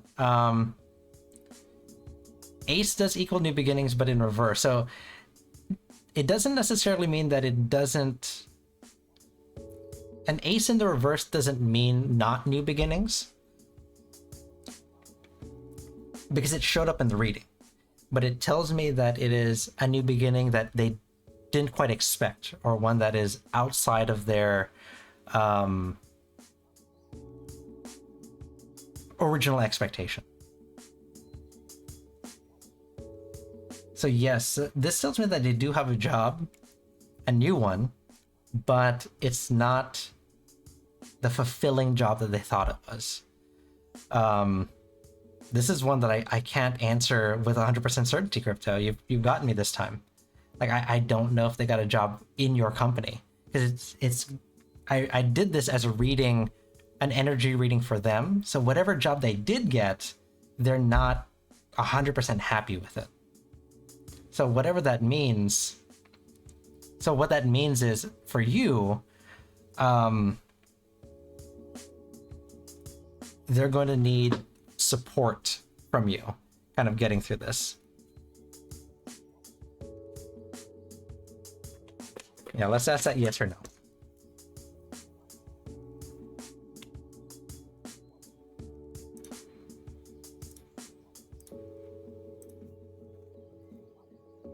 Interesting. Okay, so the Four of Wands in the reverse, right off the bat, in the reverse tells me it's a no. Even more so, the Four of Wands in the upright represents a reunion. So it tells me that no, it's not a reunion. So there's a very high likelihood that it's not in your company. But that still tells me, I kind of opened up the Pandora's box here with opening up the this energies. So when you do speak with N, you know kind of the situation that they're in.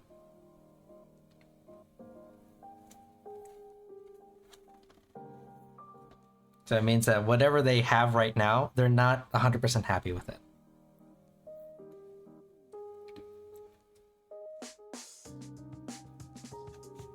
I don't see her saying anything on Facebook. So it could be hidden, and it could be hidden because they're not happy with the decisions they've made.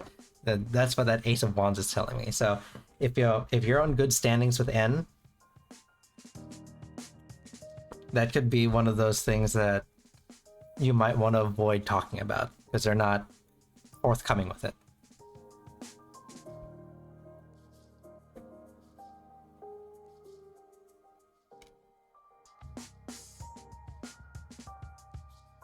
I mean, she could be keeping a secret, her thoughts towards me.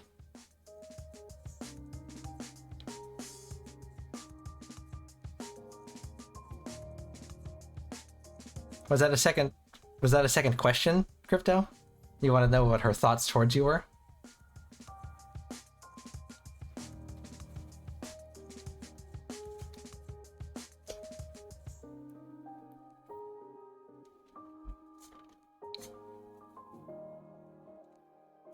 Okay. I was trying to remember which one we used. We'll do a quick one here. Then we can get Momo after this. Uh-oh. This deck really wants to jump out tonight.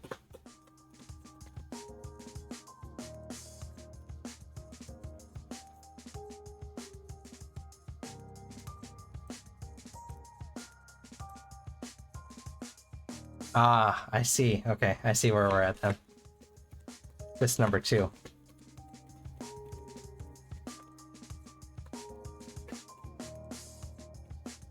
Huh.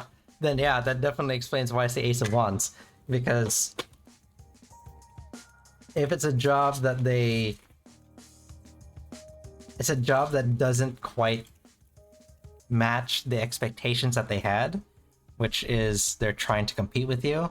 Of course, they're going to keep it a secret because they're like, oh, well, it's not as good.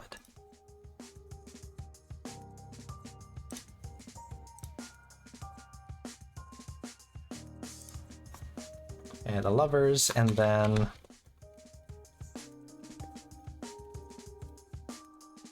the seven of wands.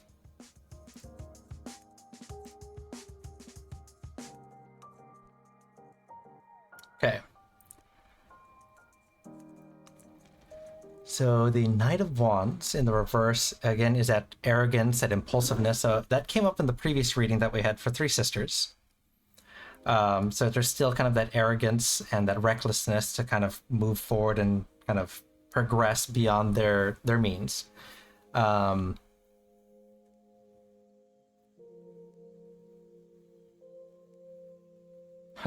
Okay.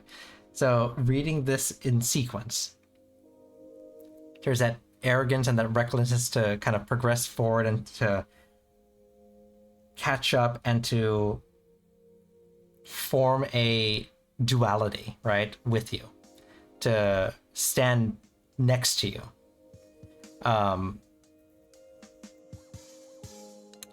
The lovers generally mean a relationship, but in this sense, it also represents standing equal with each other, right? So just like the lovers here are standing next to each other holding hand, they are equals in that regard. So their, sister number 2 is rushing forward with reckless abandon to stand side by side with you, to be your equal. It also is bolstered by the 7 of wands in the reverse, which is a feeling of being overwhelmed and a destruction of self-confidence. So there's still this underlying kind of competition, yet the inability to catch up that's going to that rests in the back of their head. Like they just know they're just not going to be able to do it no matter how hard they try. So her thoughts and feelings towards you are in line with the rest of the family.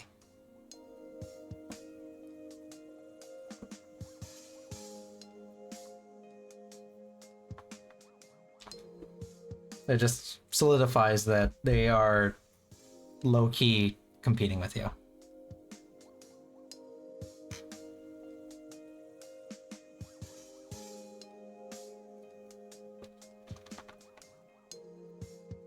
And then in doing so, trying to get a new job that doesn't quite, match up. Of course, they're going to try to keep that a secret. You're welcome. Always super you lead a very interesting life, Crypto. Momo, you're up.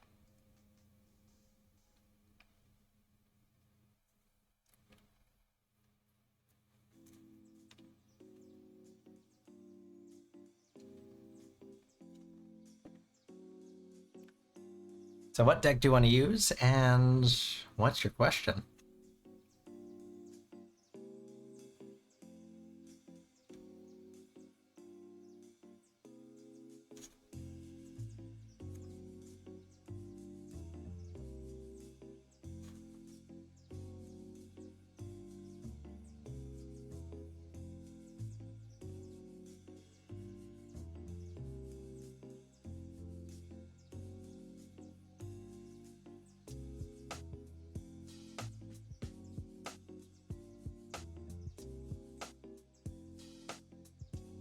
I have a business idea I'd like to pursue, but I'm unsure if the risk is worth it. Okay.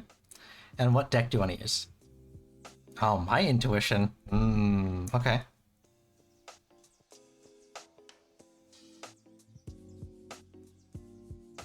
Okay, let's see.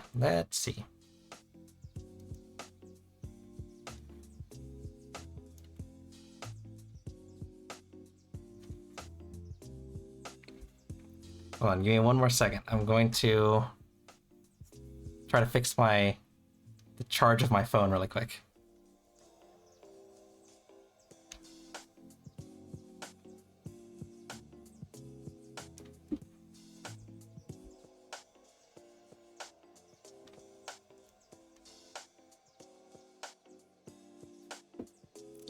Oh, okay. That's as good as it's gonna get. We're just gonna run it until it runs out of batteries. Okay, let's see. Okay.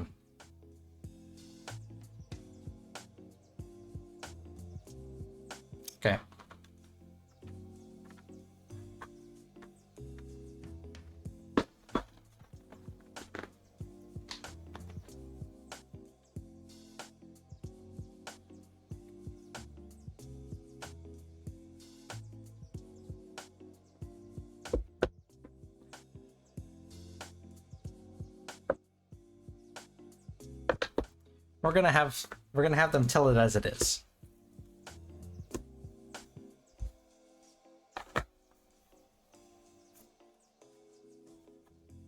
The villain's deck generally doesn't sugarcoat anything. So we'll ask them.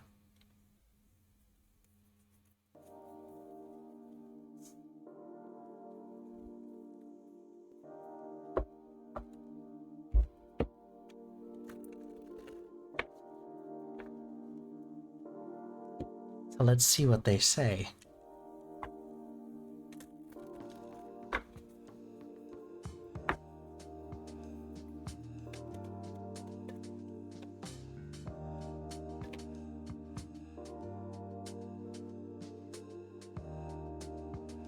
Page of Cups, Mr. Smee.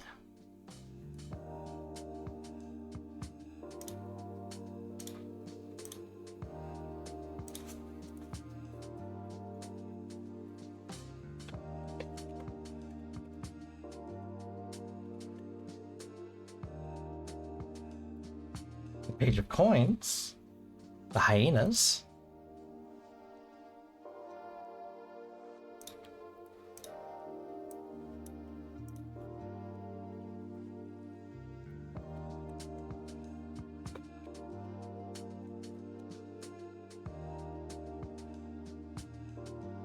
The Three of Cups. I don't know where that's from.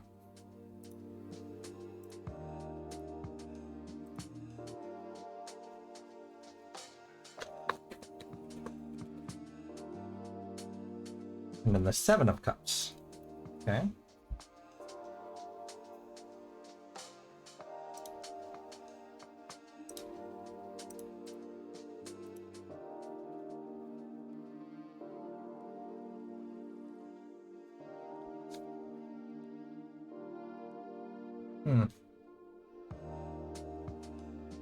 Now, Cups is Peter Pan, because that's Captain Hook.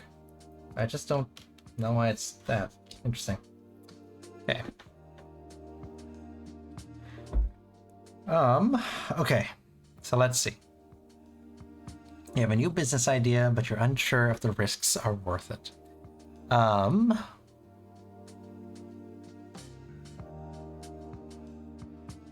Okay. So, our hero now is bolstered and identified by the Page of Cups. The Page of Cups, you have two pages actually. The page is it's the youngest of the royals. It's Page, Knight, Queen, King. And as the page, it has a strong exploratory energy. It wants to do new things. It wants to explore. In the reverse, the Page of Cups represents kind of a almost an immaturity in a sense, in that they want to explore and they want to do new things, but they're not 100% certain of what they're doing, right? Or what there is to, what they're going to encounter, which makes sense for what you just said, right? You want to pursue something new, but you're unsure of kind of what to expect and what the risk versus reward is going to be. And that's kind of where we are now. So it tells me that this reading and the energy I'm picking up is on the right track. What's making this difficult is the Page of Pentacles. Again, another exploratory energy, ready to go out and ready to do things. The Page of Pentacles, or Page of Coins, is a card of ambition and diligence and goals. So these two energies of reluctance and ambition are at odds with each other. So that's why we have this tension like you're experiencing. because we want to do things, but we're unsure. How we're going to get over this is... I technically told him to give me cat ears, so I think I'm a cat. And I haven't put boops or head pats as a redeem yet, but I'm going to.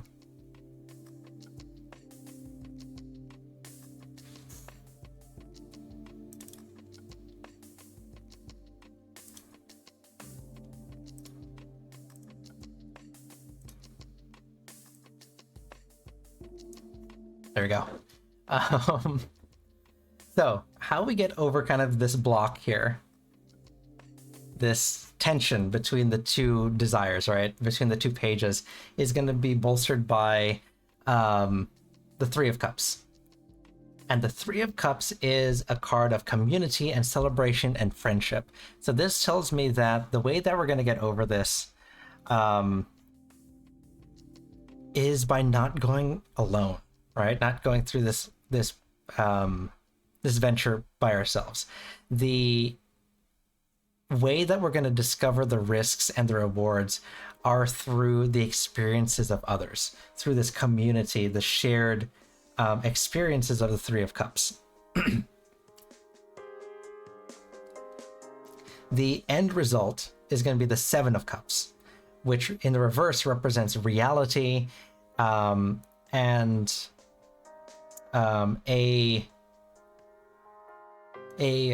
what's the word I'm looking for? It's a call to realistic action, right?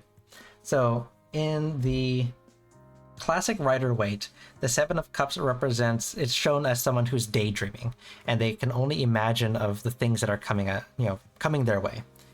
In the reverse, it represents, they have been snapped into reality. They see very clearly what they have to do and what is required of them. So this tells me that to get through this blockage of, I don't know what the risks are, it's going to come down to working with other people who have experience, who can give you wisdom. That way you can see the world as it is, and you can see the reality of the next steps forward. Does that make sense, Momo? Ah!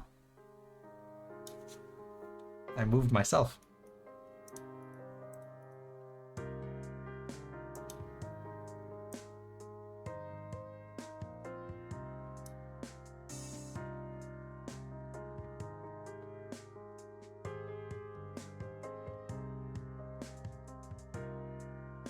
Momo, you still there? Sure. What do you want to clarify? Any one in particular, or just the reading overall?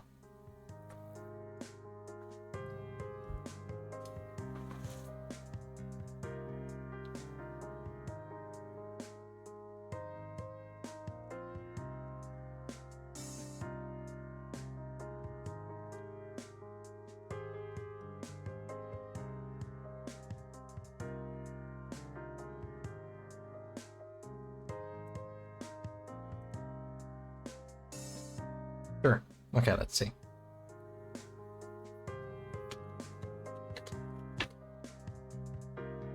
Huh.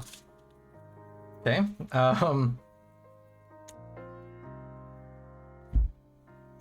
The Tower in reverse. Oh, very interesting. Okay. So the Tower, checks out, yes. So the Tower, in the upright, represents a sudden upheaval, the destruction. It's generally a bad card. In the reverse, it is the aversion to that destruction, the avoidance of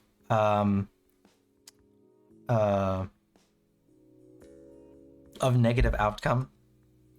So it tells me that kind of this reality that you're seeing after going through this this journey is going to be a positive one,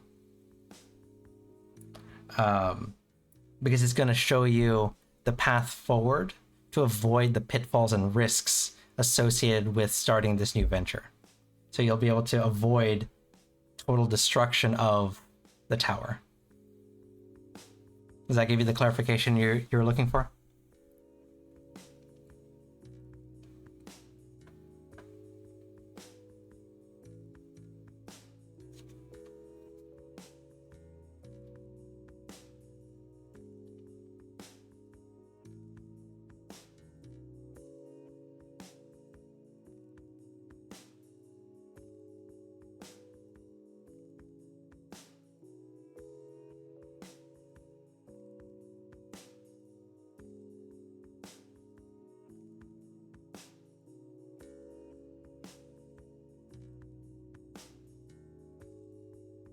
Not really. It honestly just called. Oh, I lost my connection again. Uh-oh. Am I running out of batteries on my phone?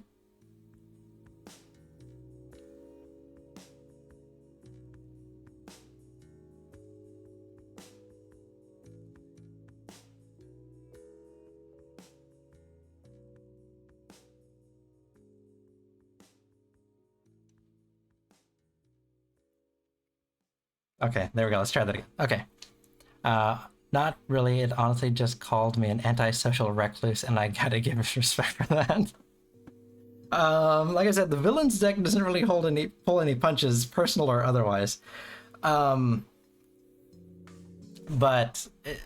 yeah, that's kind of what it's telling you, is that you can't go it alone. And for this to be successful, you have to let others in.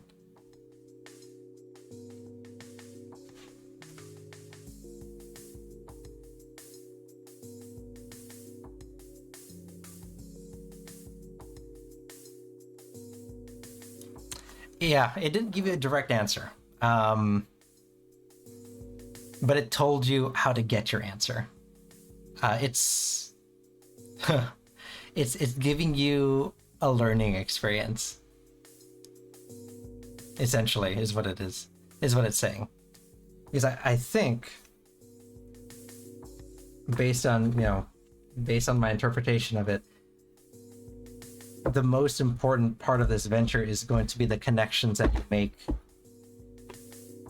and the support network that you build to help you avoid those pitfalls. So when you develop those connections, they will tell you what those pitfalls are and how to avoid them.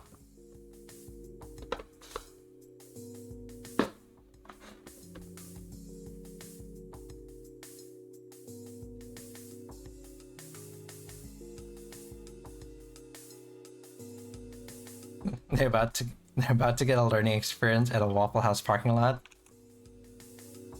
Oh.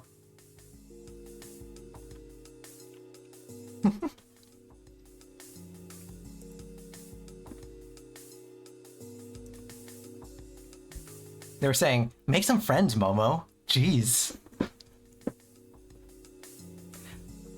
No, but my suggestion is give it a shot, and then let's come back and we'll ask again. Once we've kind of appeased what their suggestion was, they will more than likely be open to providing a more direct answer. That's generally what I find whenever the deck likes to play coy, essentially.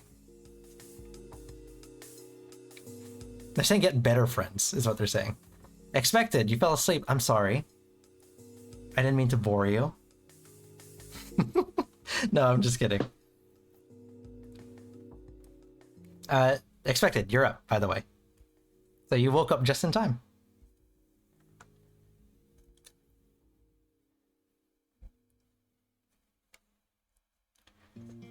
Deck 2, okay.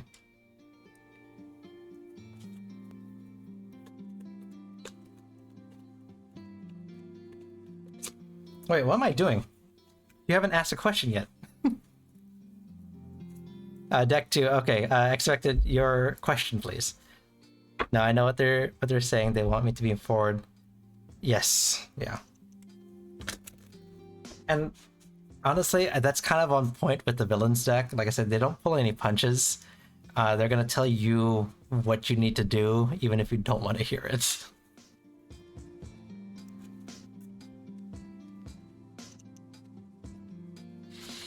And I think that's part of the reason why they're forcing it so much is because it's. Let me. You're right. I am shrimping a little bit. It can be difficult to seek that wisdom and advice from the more experienced because it does take a level of humility to do that, and that's just tough sometimes, regardless of who you are. They don't pull any punches as if I'm not the current. That's true. It's true, and that's why it says tough love. Let's see. Question is just a general reading on my spiritual journey. All right, let's find out.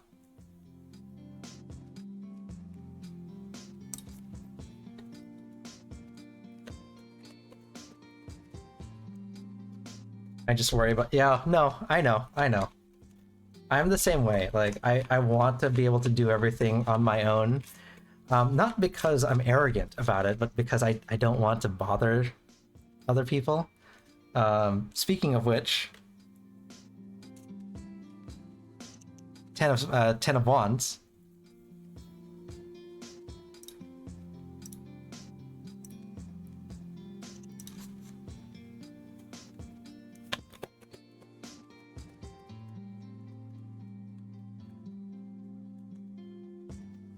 After this, okay, then I will be concise so I can make sure that you get enough sleep expected. Five of Swords.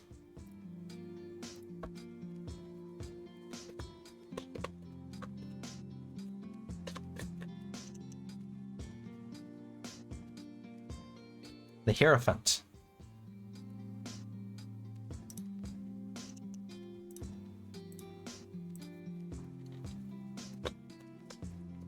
You say that, and then like 5 minutes from now, I'm just gonna see a bunch of like Z's on the chat because you've fallen asleep on your keyboard.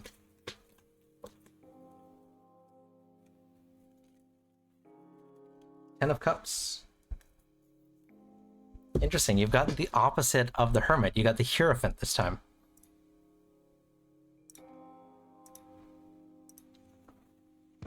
All right, so we are looking at your...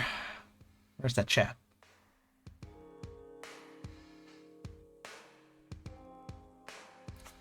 On your spiritual journey. Okay. So, our here and now is going to be bolstered and defined by the Ten of Wands in the reverse. The Ten of Wands in the reverse represents an energy of burnout and stress and overcommitment, right?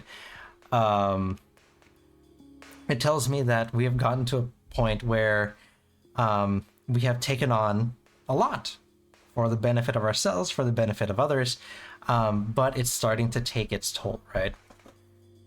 Which I think bleeds into kind of this desire for kind of learning what our next steps are, what our spiritual journey is going to look like, right?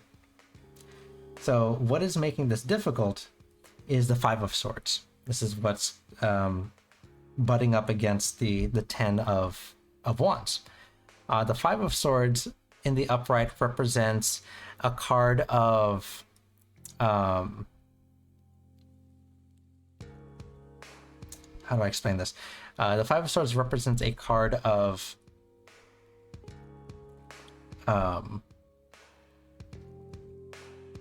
at what cost, right? That's the best way I can explain it.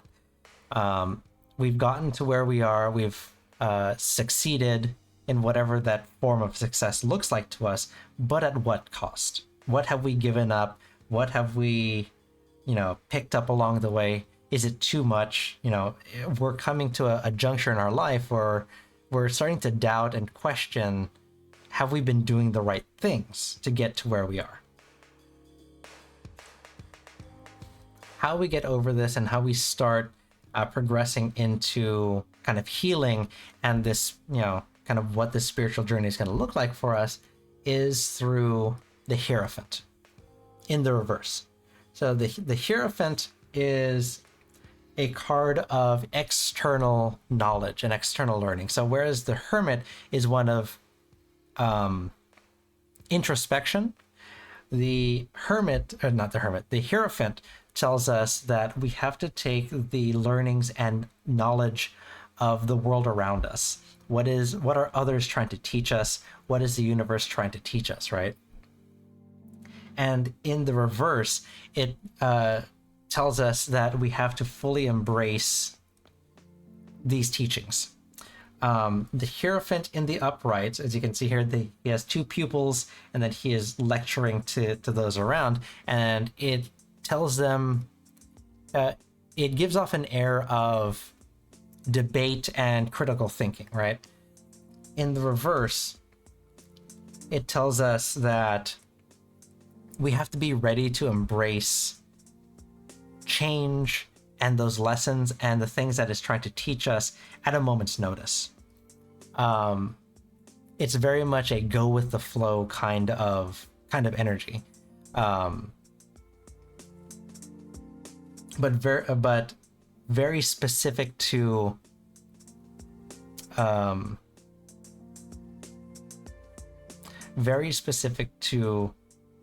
the lessons that we are meant to learn. So it's not just do whatever we want because that feels right, but it has to be related to the lessons that life is trying to teach us in the moment. So if that means that, let's say you're conversing with somebody and they let's see here, makes sense. I've been dreaming of being in class all week last week. Oh, well then that definitely that definitely makes sense. Because I was gonna say, let's say you're conversing with someone, let's say you're in let's say you're in class, right? And your professor or your teacher says something that just really resonates with you, right? Take that and run with it, right? That's an indication that, hey, this is something that I've meant to learn, right? This is something I've meant to kind of dig into. Just don't let it, flow in one ear, down onto the page and out the other. If something resonates with you, if something clicks, go for it. That's what the Hierophant in the reverse is telling us. The end result is the Ten of Cups, which I've often referred to as the happily ever after card. It's that inner happiness, that fulfillment, dreams coming true. So this tells me that our spiritual journey is as much a journey of the spirit as it is of the mind.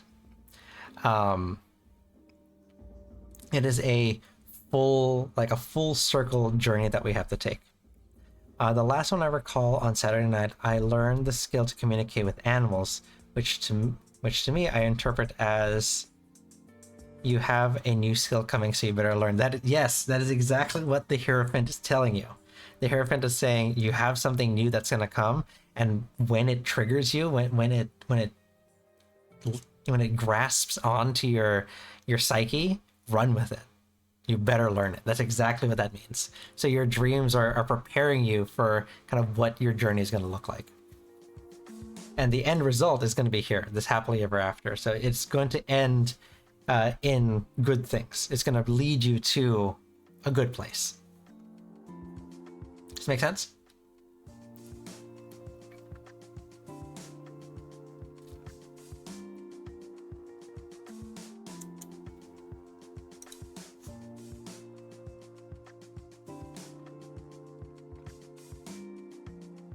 Good.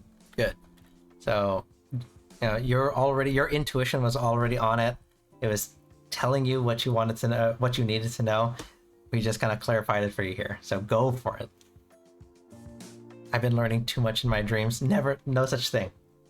Your dreams are there to guide you. It's your subconscious and your unconscious telling you things that you don't normally think of. So listen to those dreams.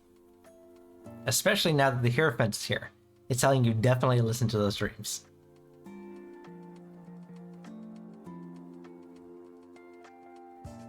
My intuition in reality has been spiked up. Then yes, that means you're on this journey. You're ready to take this journey into the next step. Because your subconscious is preparing you for that now.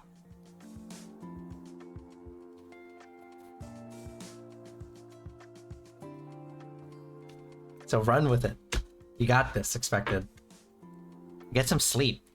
Have another dream. Thanks for being here. No, seriously, thank you for being here. Come back again whenever you can. I'm here every Tuesday. I don't know if you have it, but I do have a Discord. I do have a anonymous ask channel in there. So if you have any follow-up questions to something we discussed this week, you can ask inside the Discord, and I'll try to pop in every so often to give some one-off advice, because I know I only stream every Tuesday. Things come up, so I try to be there for you guys.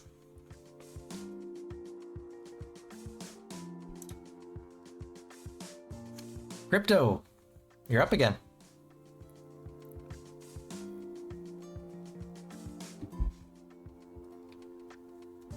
Oh, I was like, I'm not streaming tomorrow. Oh, you meant the server. Yes.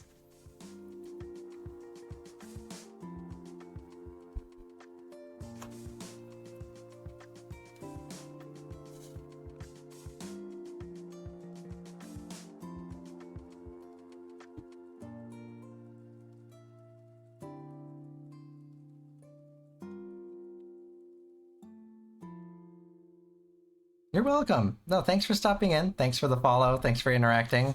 I definitely appreciate it.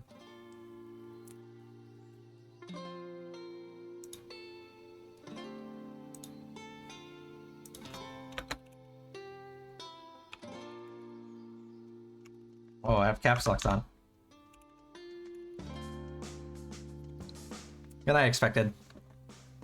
Let's see here. What's on Brian's mind about you? Okay, and what deck do you want to use?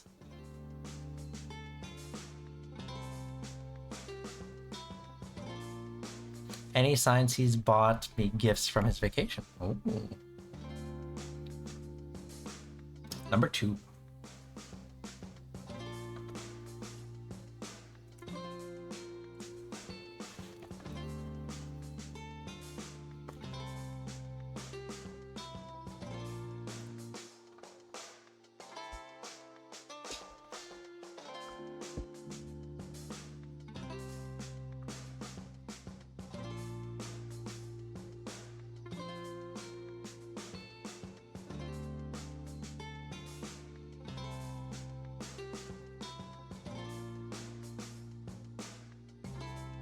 All right, let's find out.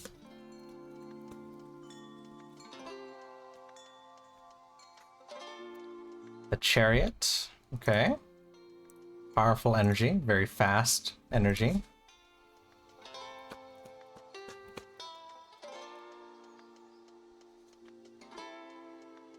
The 5 of Swords. Interesting, because we just had that one come up.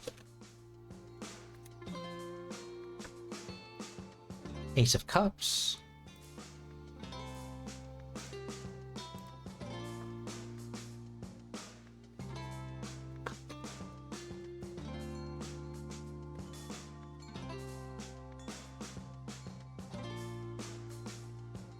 And the 2 of Wands. Okay, let's see.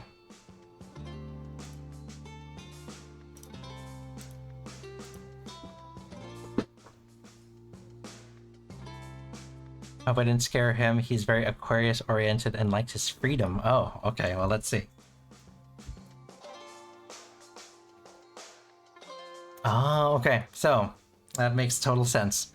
Because we have the Chariot, which is a card of speed and kind of rushed decisions. So there is definitely that feeling of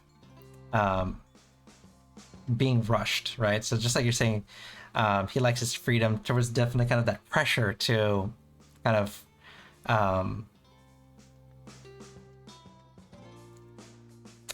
there's kind of that pressure that he was feeling relationship-wise. Maybe felt like he was being rushed into the situation.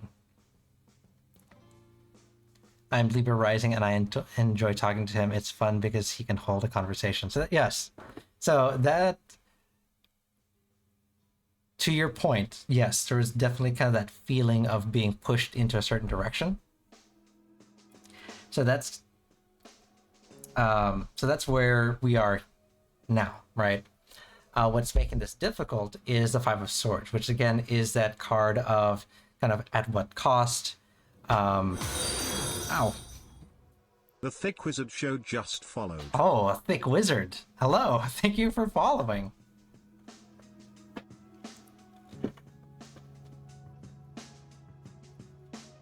What was I saying? I got distracted by a thick wizard.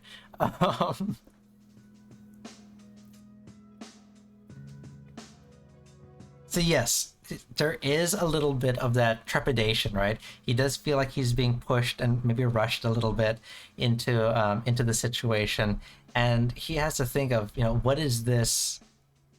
What does this mean? What is this going to? What sacrifice, you know, do I have to make to maintain this relationship, right? So there's definitely kind of those two conflicting feelings that he has coming back into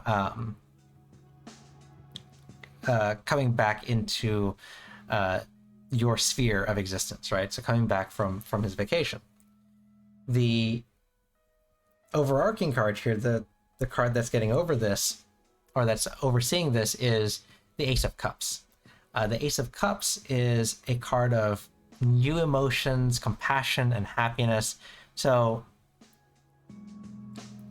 how we get over the kind of this insecurity is contingent on being able to foster these happy new emotions, and just like you're already doing, right? Having these fun conversations, kind of reigniting the joy, the spark that you have. And that's going to help alleviate these two questionable feelings, right? The end result here is going to be the Two of Wands, which has shown up quite a bit in previous readings with different people, because the Two of Wands represents making decisions and future planning and travel. So this tells me that we have the Chariot here, which is this very rapid movement, but there's trepidation. Through fostering, you know, this new joy and these new emotions and continuing to build those up, we end up with the Two of Wands, which is also a card of movement, but is a card of deliberate, chosen movement, future planning, making new decisions, and folding you into those decisions as well. So, you know, the question was,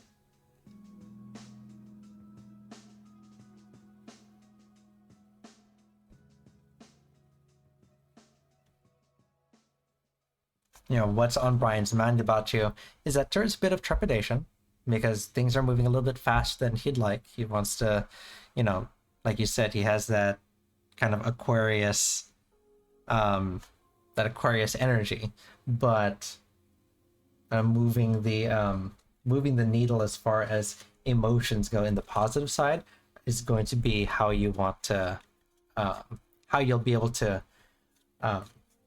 go towards the Two of Wands.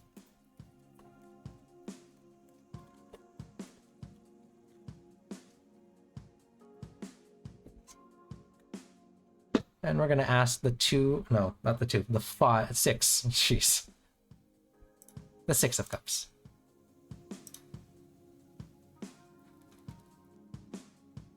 Interesting.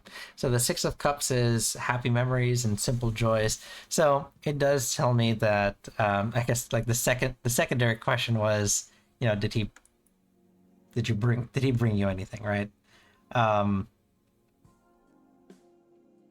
It's going to be, if anything, it's going to be a very kind of small trinket, something that's going to remind, like it's a simple joy. So it's a very simple gesture.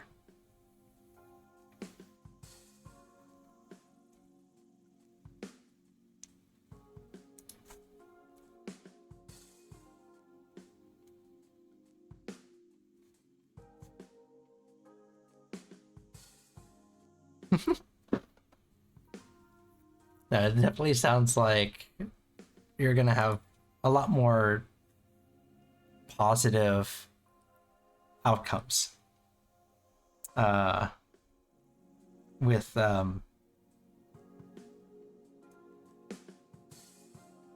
Brian.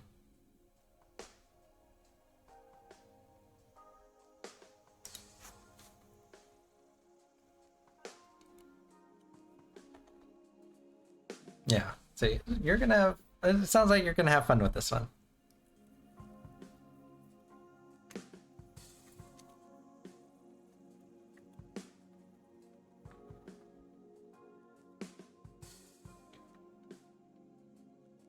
Okay.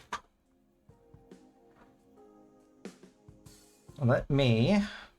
You're very welcome, Crypto.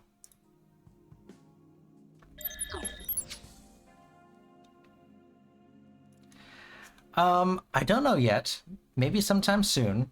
But I am going to take a quick break, refill my water cup, and give my phone a little bit of time to charge so I don't accidentally lose connection here.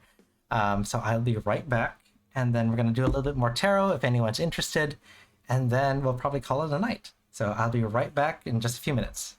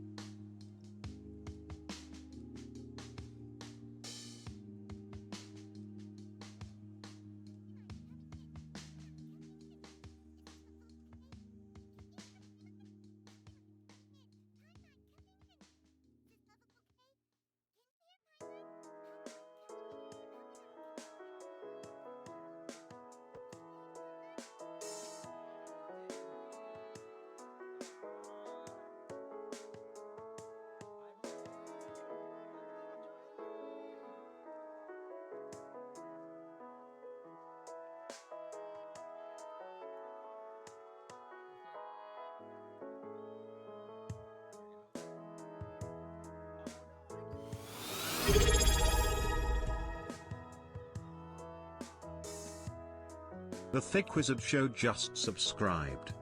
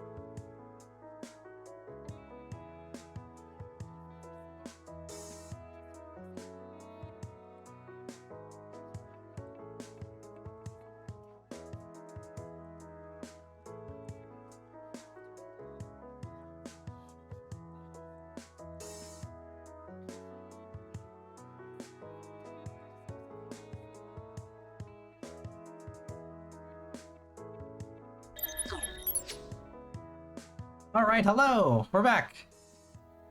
And I missed the subscription. Wizard, thank you. Thank you for the sub. Let me see here, hold on. Here we go. Ah! There we go, that one's for you. Because I think, yeah, since I was on my VRV screen, you didn't get to throw anything at me, so that one's for you.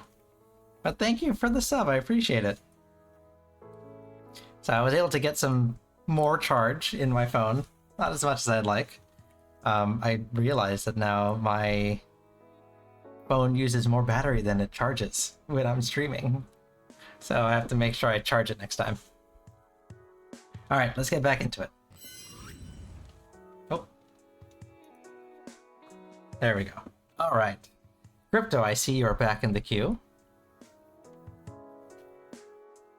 So you're up.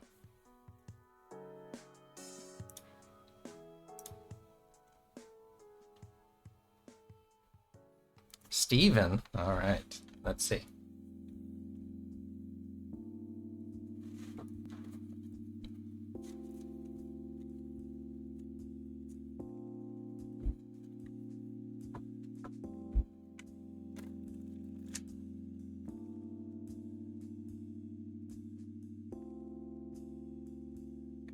Hello! Oh my, I'm gonna mispronounce it. Kushi? Hello, welcome.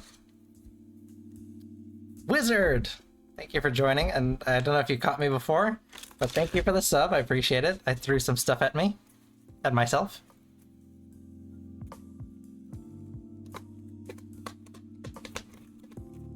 Oh, there it is. Alright, so we're going to start off with the Queen of Swords.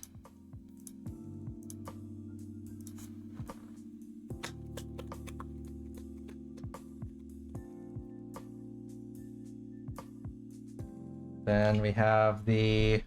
oh my! The Four of Wands. Wait, I don't know why I put it that way. We're doing an energy read. Oh! Kushi_124 just followed. Thank you for the follow. You threw a gnome at me. And then we're gonna end it with the King of Cups in the reverse. Alright, so let's see here. Steven. What are you thinking, Steven? Okay. So, we're gonna look at the Queen of Swords, we're gonna look at the Four of Wands, and the King of Cups in the reverse.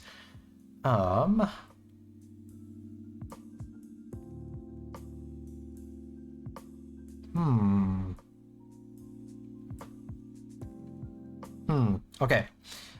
So, since we're doing an energy read kind of for his thoughts, we're gonna read them all together. The Queen of Swords represents an energy of kind of tough love. So you are in his thoughts, but very much in a kind of, I don't say aggressive, maybe isn't the right term. But in a kind of almost combative way.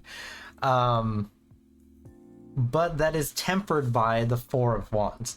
The Four of Wands is a card of reunion and of kind of pride in the relationships that we share with each other. So it's this very weird, tenuous relationship slash kind of thought process that he has with you, right? That he is almost kind of aggressive in how he feels about you, but he wants to kind of foster this kind of relationship. But it also is clarified by the King of Cups in reverse, which is this coldness and moodiness. So he's not going to show it, which is, it's spot on for Steven, right? Like, this is just kind of how he is. He doesn't know what he wants half the time. When he does know what he wants, he doesn't know how to express it. It's classic Steven. Like, it's classic Steven. So it's all the same for him. Yes, you are in his thoughts, but he's not going to let you know it. He's not going to let it show. And it's not like, I don't say it's great thoughts. Like, it's very much kind of a, oh, like, you know, what do I have to do to get in a relationship with her? Like, it's very much that kind of thought process.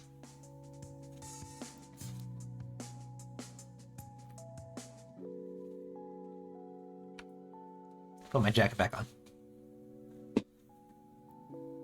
Let's pull a clarifier, because it does show that there is some interest here, right? So let's see.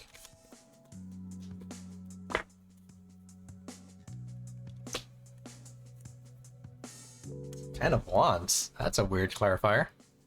Okay, let's see here.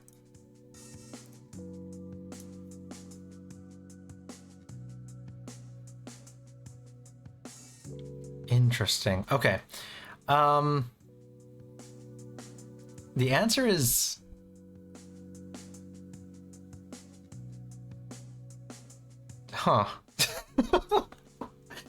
the question is he still interested? The answer is no, because he's not interested in a relationship per se, like a full-on relationship, because of the burden that it would take on, right? It's too much work for him. Exactly. You're still in his thoughts, but he's not looking to pursue a relationship. Yes.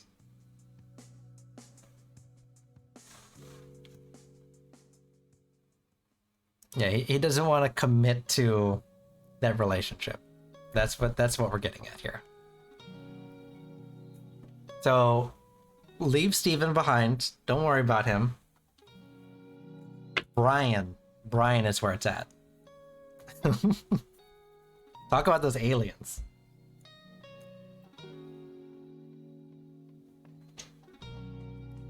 Yeah, and by the time Steven realizes it, it's gonna be too late.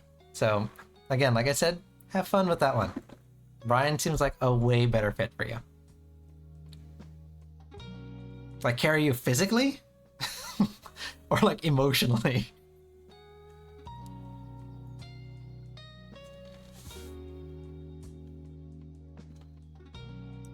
You're welcome, Crypto. Both? Alright, good. That's important. The Thick Wizard. You're up. 6 feet. Oh man. Alright.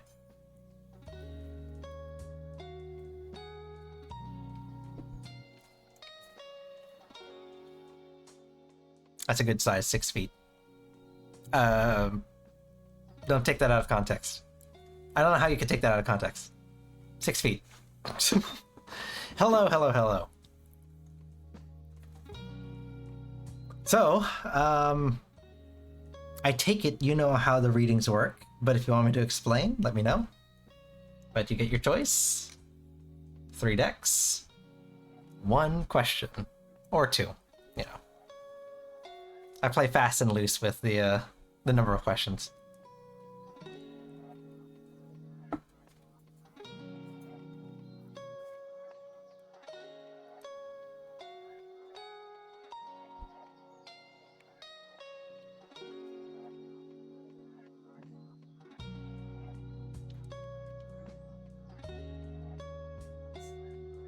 Deck number 1, all right.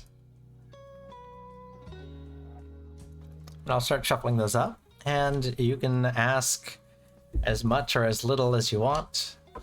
You can share as much or as little as you're comfortable.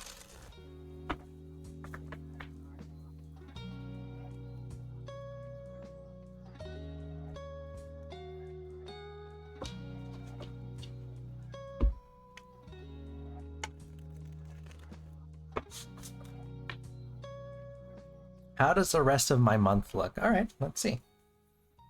Just in general or any particular aspect of your month?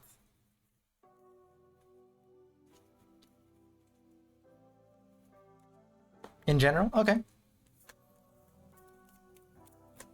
Well, let's find out. Let's see here. Any info that would help me? Nothing in particular. You know, anything that you'd like to share definitely helps pinpoint little interpretations here and there. Oh, the Fool, very nice. Okay. And of course we can get clarifiers for anything that doesn't quite make any sense. Oh no, you're very welcome. Anytime.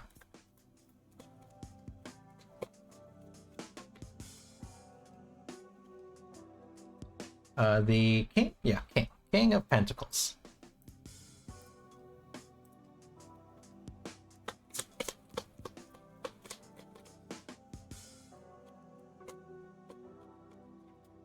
Oh! 5 of Swords. That one's shown up a couple times in other readings. It's definitely a vibe tonight. The Fool doesn't surprise you. I hope you... No. Okay.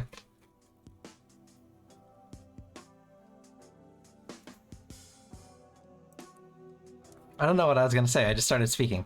Okay, let's see here. The 9. I can never read them upside down. 9 of Swords.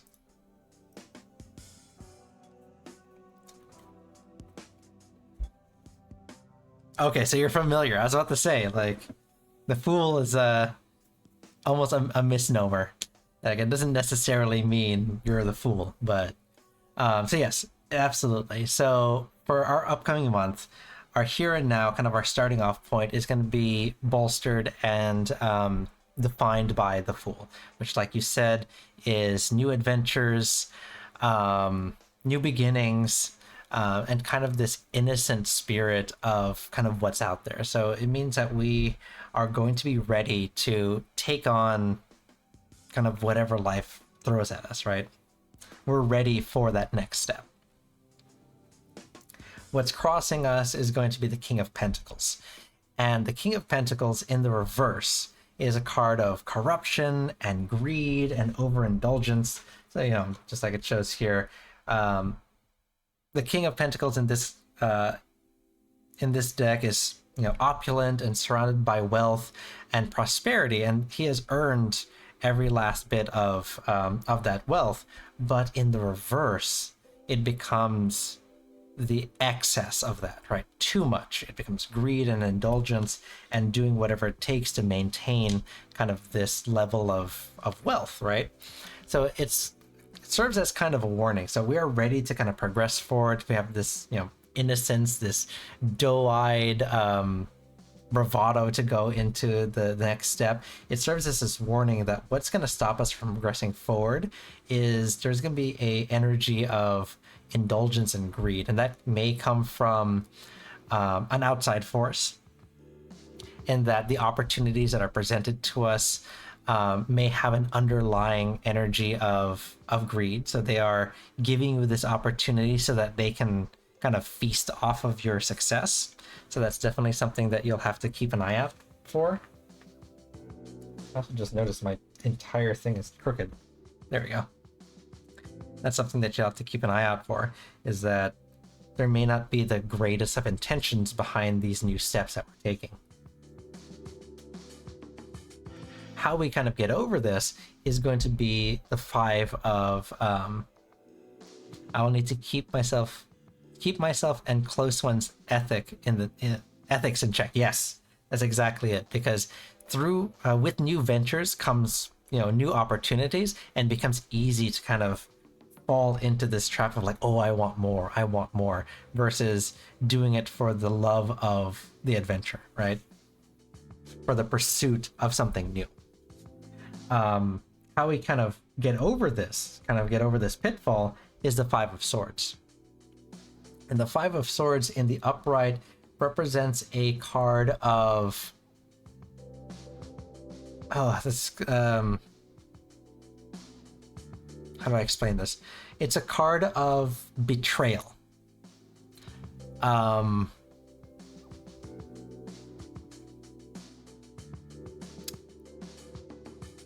do I explain this? Yeah, gasp, right?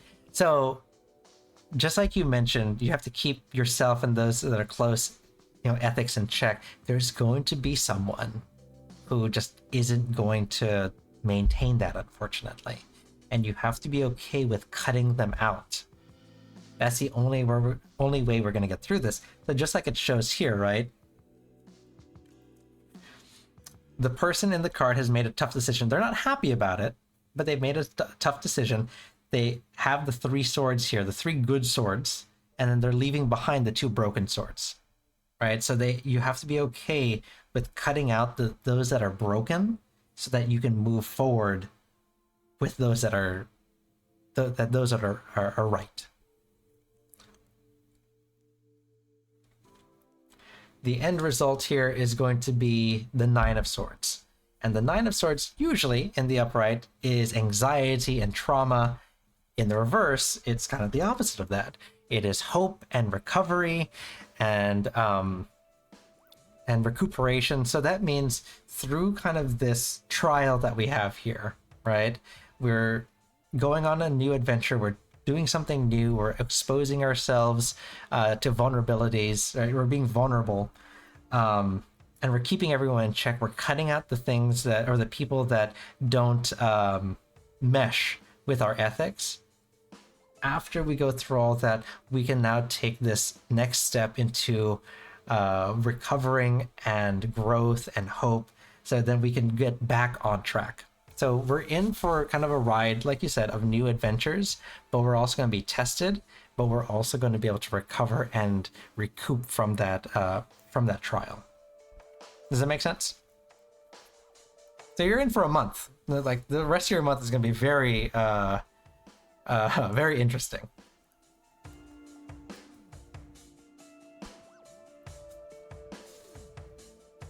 But I hope that this gives you some insight as to what you need to do to get through this trial.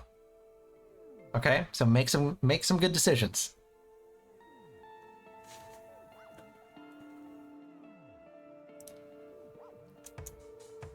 As I say, make good choices.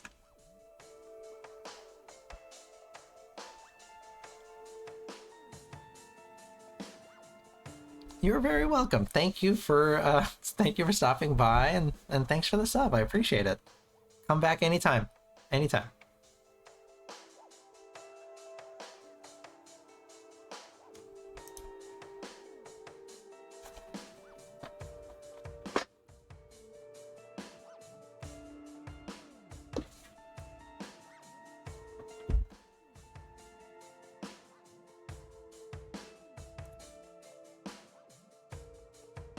His current feelings for me. Rohit Verma. Oh, okay.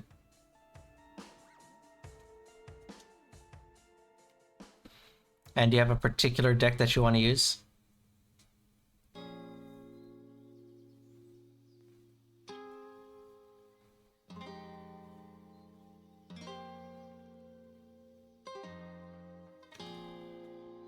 Deck number 3. Okay. Oh no.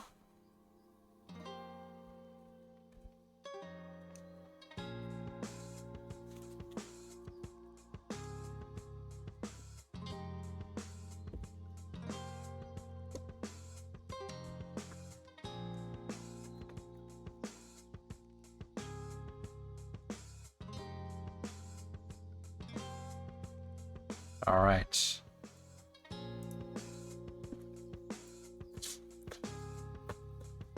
Let's see what Rohit thinks.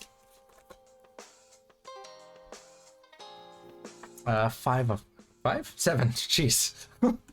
I definitely can't read. 7 of Cups.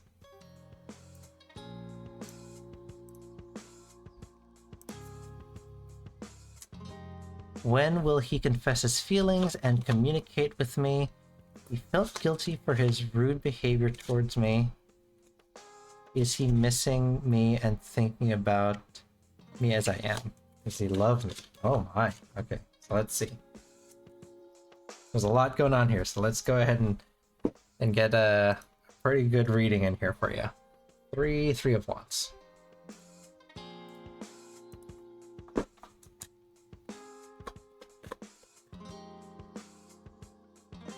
The 4 of Pentacles. Okay.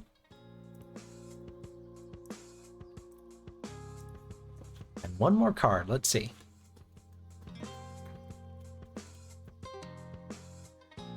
Queen of Pentacles. Okay, interesting.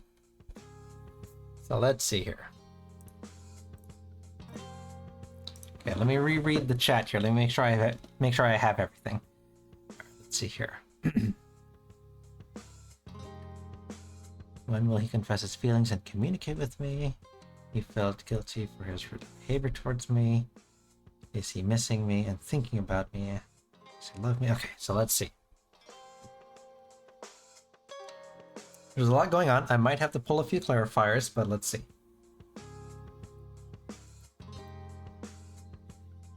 Okay. So since we're reading for someone else, we're going to do kind of an energy check for them. We're going to look at the 7 of Cups as kind of a jumping off point for Rohit. The 7 of Cups in reverse is a card of reality.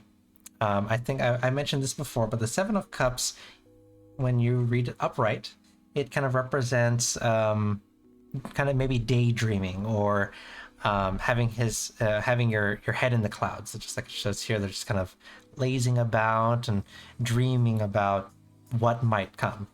In the reverse, it's the opposite of that. It means that they have come to reality and they understand what needs to be done and what they want to do. So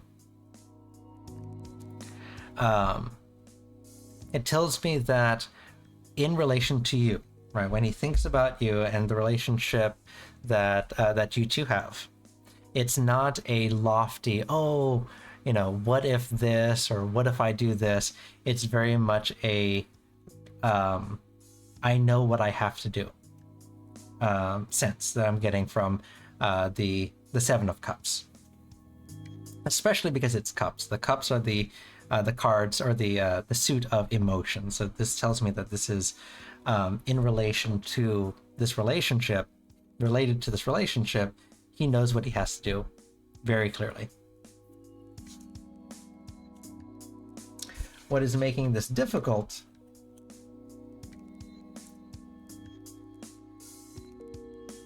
What's making this difficult is a 3 of Wands. And that's going to help answer your next question is if he's confused right now. Because he knows what he has to do, but what's making this difficult is the 3 of Wands.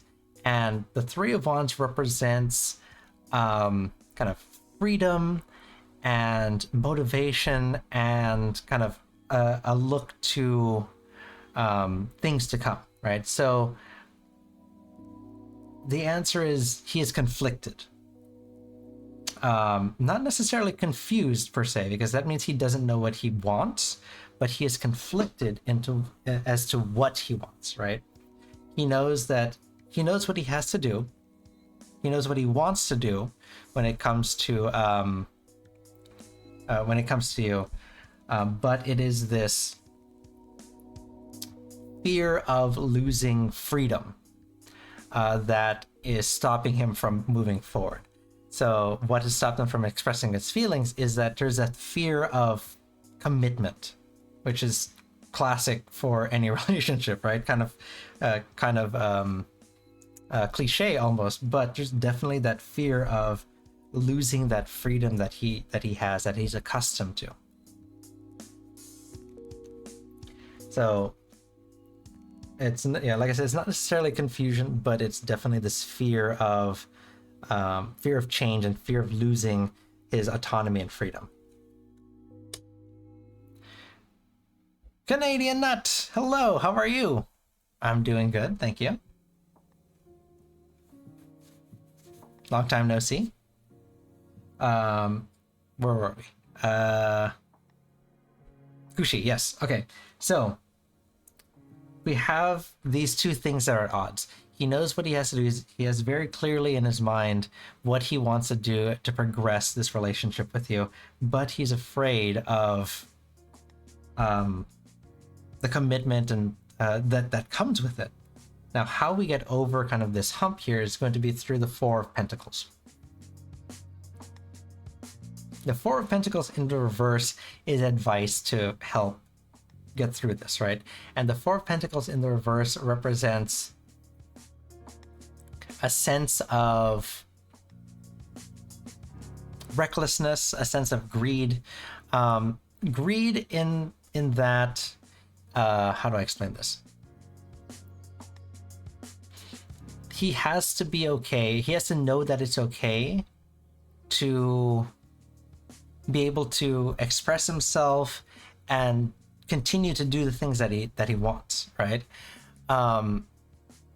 Of course, there is kind of give and take. There has to be sacrifice still when it comes to a relationship, but it doesn't necessarily mean giving up everything that he knows. How does he treat me in his mind? Let's hold on to that question, because that's going to be separate from what we're reading here. So we'll answer that after this.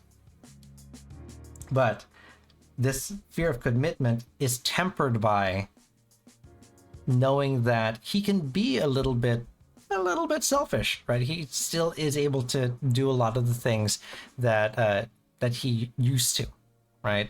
So if we're able to show that to him, that's going to ease kind of this blockage of moving forward in the relationship. The end result is the Queen of Pentacles, and the Queen of Pentacles is stability and security, being grounded, and having how do I explain this? It is a recovery or rehabilitation of the spirit. So the Queen of Pentacles heals the things that are strained and broken. So this tells me that this clearing up this kind of misconception that he has to give up everything that he knows to pursue this relationship. Once he understands that that's not necessarily the case, doesn't have to give up everything. We end up in a very stable, a very grounded, a very healthy relationship.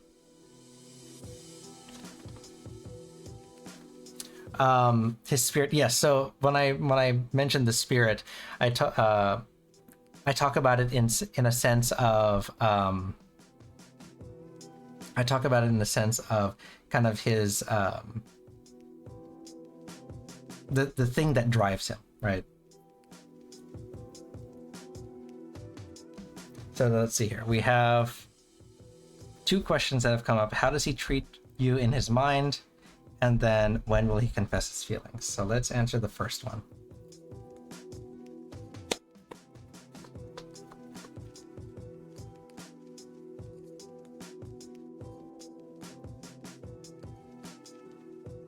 So let's see here. We're looking at the Four of Swords.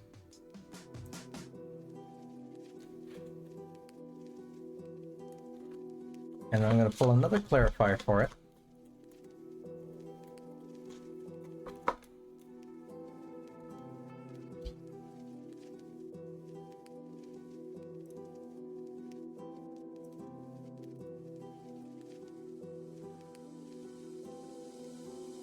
Interesting. Okay. So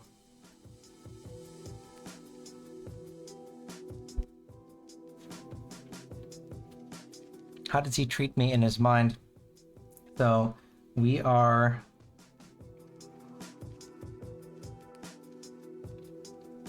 And I'm reading the chat here. I'm getting a little bit lost. Making sure I answer the right questions here. Okay. So how does he treat you in his mind? This is answered by the Four of Swords. The Four of Swords is a card of kind of sanctuary and joy and meditation. So there is a very calming energy that comes to mind when he thinks of you. So he thinks of you in a very positive light, right?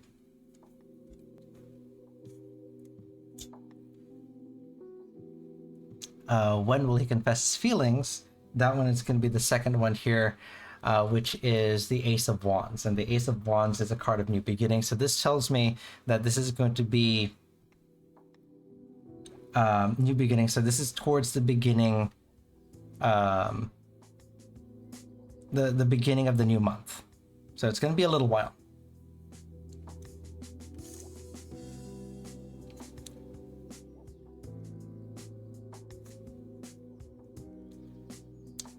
Should I wait for him?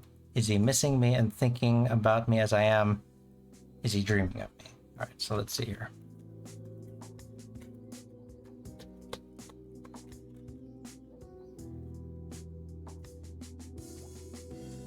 That's what the Ace of Wands tells me. It is a card of new beginnings. So it tells me it's going to be at the beginning of the month.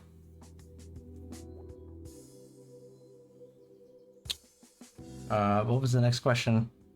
Sorry, Kushi, you're asking a lot of questions here. Let me just try to get caught up here.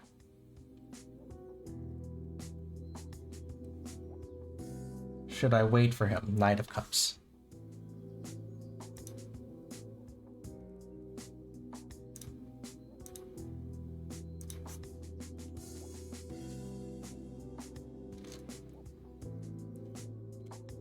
I see. Okay. For the question, should I wait for him?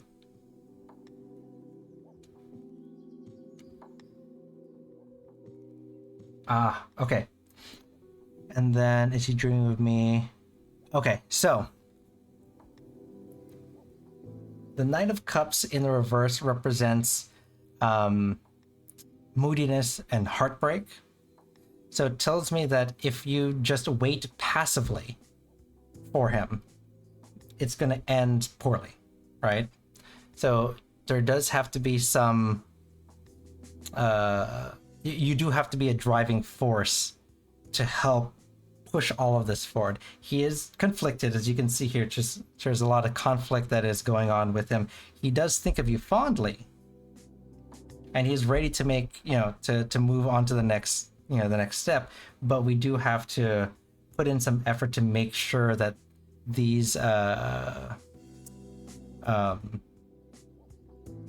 conflicts that he has in his head are resolved for him to feel comfortable moving forward. So the answer is, should I wait for him? The short answer is no. Don't just wait. You have to have you have to play an active part in building this relationship. Does it make sense?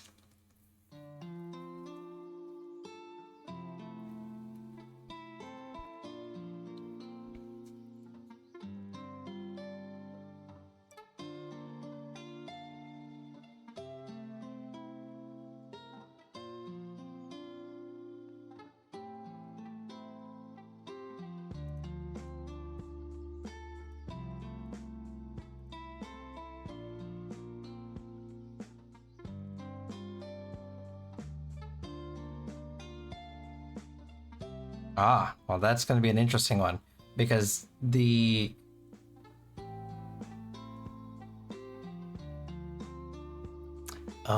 see. Okay.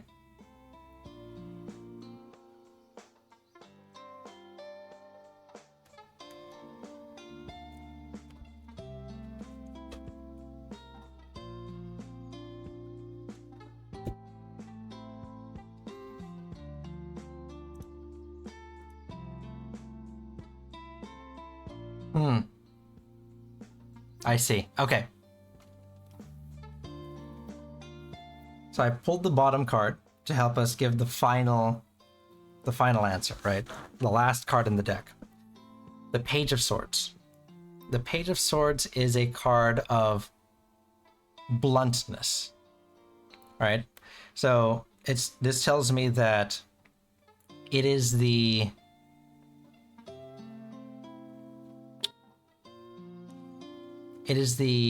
kind of communication, the kind of messaging that he is receiving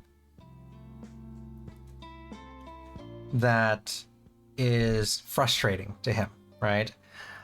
Because, like I said, like we can see here, there is a lot of turmoil that is going on with him, and what's going to help him is very clear, direct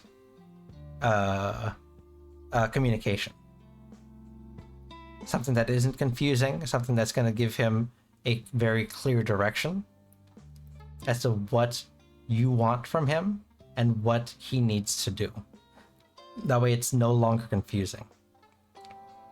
So when you do reach out, when the time is right to reach out and to help alleviate this confusion, it has to be very concise and very direct.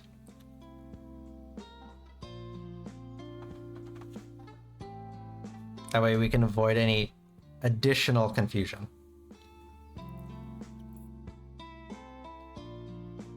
All right.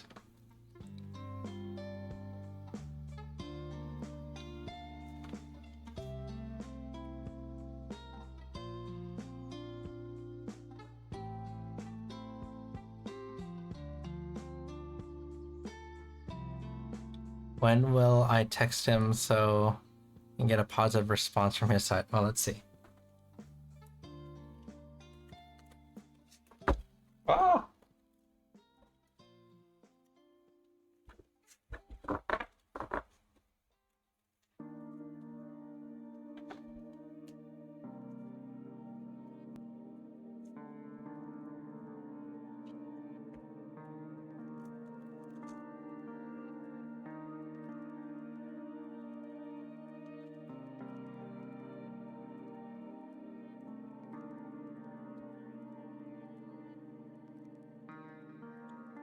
Another Queen of Swords. Another Queen. Or another Swords, rather. Okay.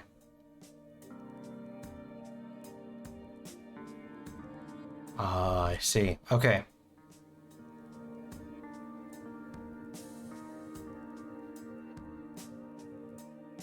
The Queen of Swords tells us that, in the reverse, Queen of Swords is a card of kind of judgment. So this tells me that we are going to have to wait quite some time before we can move forward with moving forward. So that means, oh, I totally understand now. I misread that last card. When we talked about we were talking about the new beginnings, the ace, right? It was the beginning of the month. That is actually related to this question here. The next steps that need to be taken are not from him. It's not him who has to act at the beginning of next month. It's you who has to act in the beginning of next month. So I will wait until September before you reach out, and that will give time to settle all of the confusion.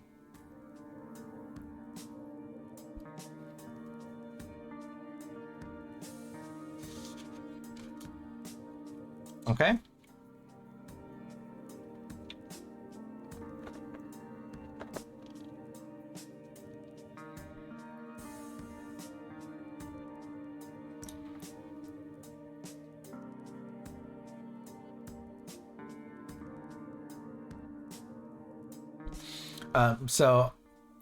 I said the previous reading that we had. Oh yeah. So I mentioned that there was the Ace of Wands that came up in the previous reading. I misinterpreted that as he would confess in September. In reality, that is in relation to this question here. The next steps that have to be made are not from him. The next steps that have to be made are from you. So in September, that's when you can start pursuing this line of communication with him. And he'll be more receptive and giving more positive responses to your messages after that. So it'll give him time to settle all of the turmoil that he has going on right now. Okay?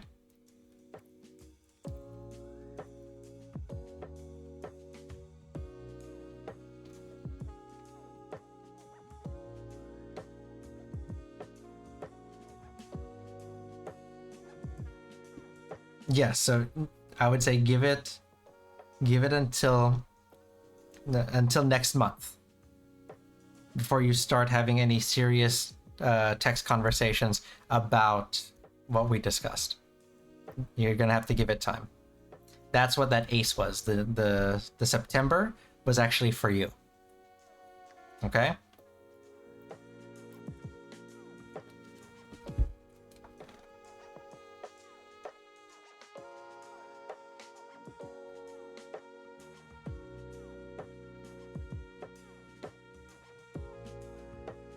And that's a question that I don't think we can answer right now because there's so much confusion that on that last reading that we did.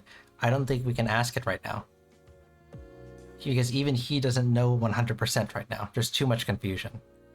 So what we'll have to do is we're going to have to wait until we start resolving things next month before we can start digging into that a little bit. Because it looks like it does look like there's a lot. When we did that reading, there's a lot that's going on. So you're going to have to wait a little bit before we start digging into that, okay? So take a little bit of time, settle your thoughts and your feelings, and then when the time is right, you can reach out, and then we can reassess it, okay? Yes. Yeah, so just give it time, and yes, the answer is yes, he's fighting with his feelings right now because we had the two conflicting cards in the last reading. Okay, so I'll wait for you. I'll be here. Come back when you're ready, after you've had a conversation with him. Okay, good luck.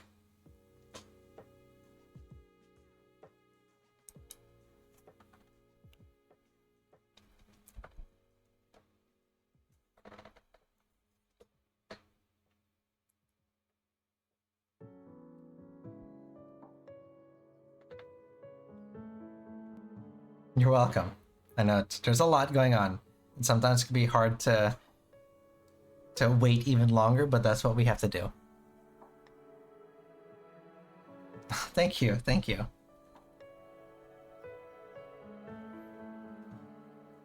Where was I? Canadian Nut, are you here? It's your turn.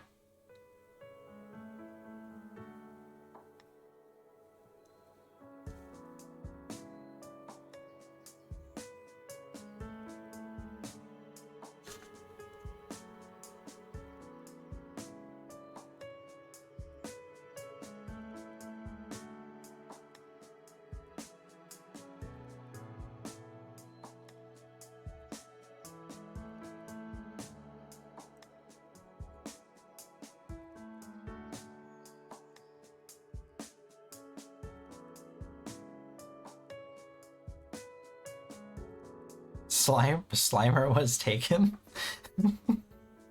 I love that. It's going well. Yourself?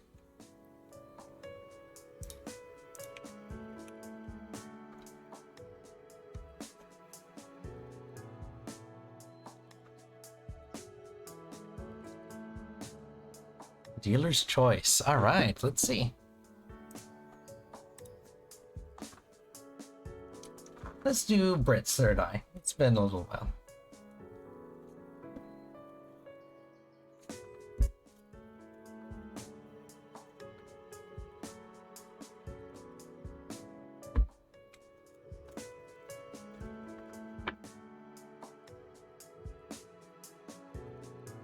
Yeah, we're just hanging out. I didn't do any gameplay today. We're just gonna do some tarot.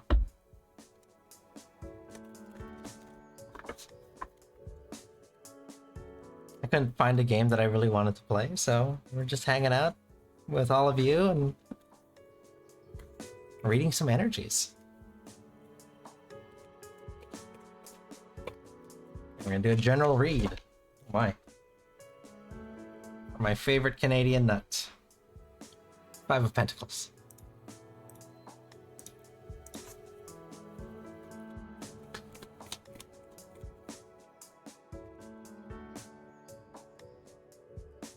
The Knight of Swords.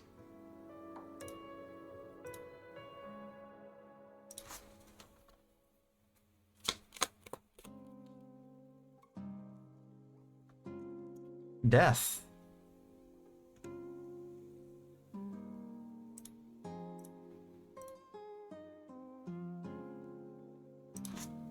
And one more. Three of Pentacles. All right.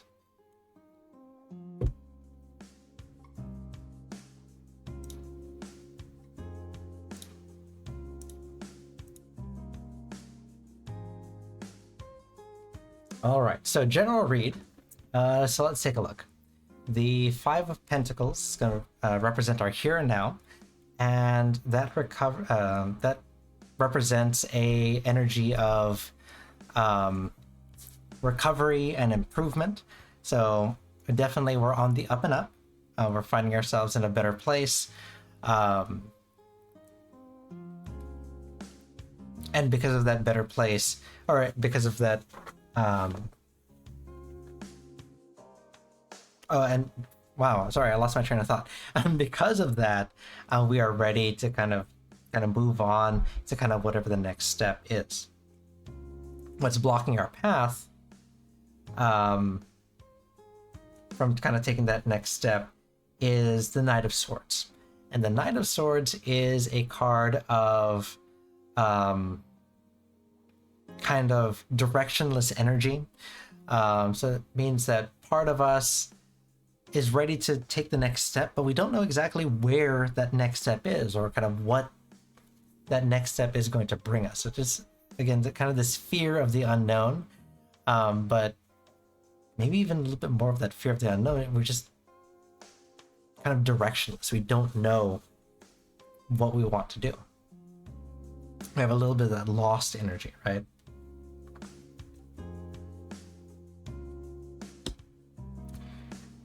How we get over that is through death. Don't take it out of context. You know what I mean. Death, the major arcana death is the end of a cycle. Change and metamorphosis, new beginnings. Because part of what's going on here is we have the desire to move forward and go on to the new next thing, right? But we're also still kind of caught in this previous cycle. We haven't completely let go of kind of our past, the things that we were doing. Maybe we feel like there's maybe some unresolved issues that are going to hold us back from fully committing to going forward. We have to be okay with letting go of those things, letting them end, letting the cycle, progress to finality, so that something new can take its place. The end result is going to be the Three of Pentacles. And the Three of Pentacles is collaboration and success and teamwork. So what that tells me is after we get through kind of this turmoil that we have, this directionless energy, the things that are holding us back are essentially ourselves and this perception of unresolved issues and unresolved business. Once we get through that, we're able to form a team with our peers, with those around us. We're able to find success, and we're able to share that success with those that are around us. So there's a There's some turmoil internally that we have to deal with, but once we are able to do that, we are going to be able to celebrate the successes. Does that make sense?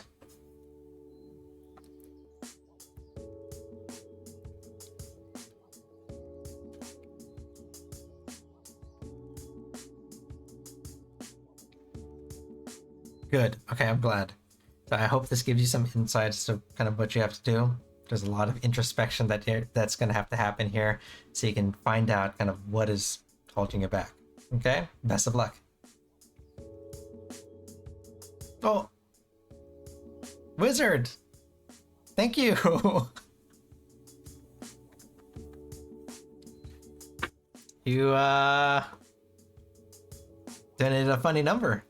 I'll take it. Thank you. Thank you.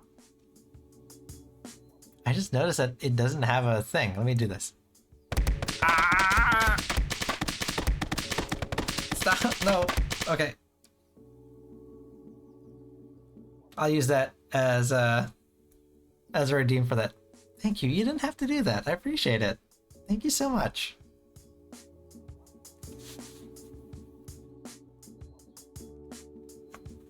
I don't know what to say. I can only say thank you. Thank you so much.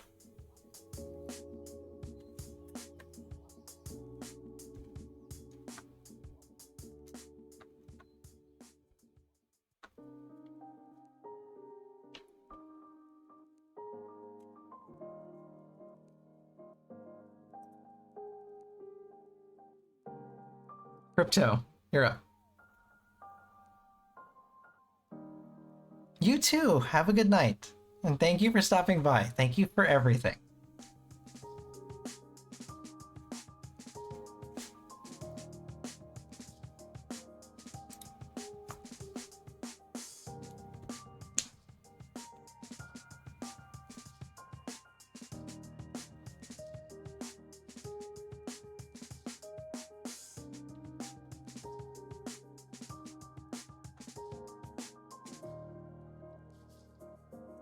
Let's see. Crypto, are you still here?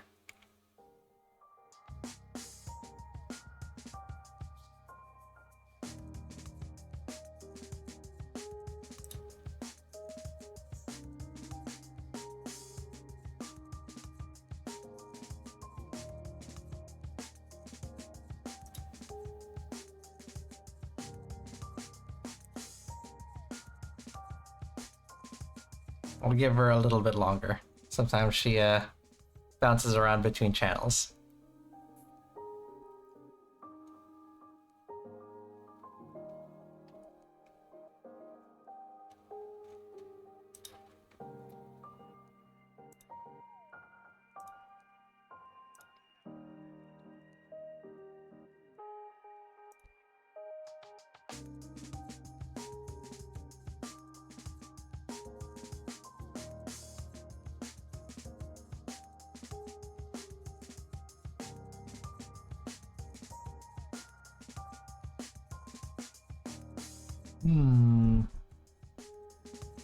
Ah! Okay, hold on. There it is. It's my cup. Hydrate, thank you.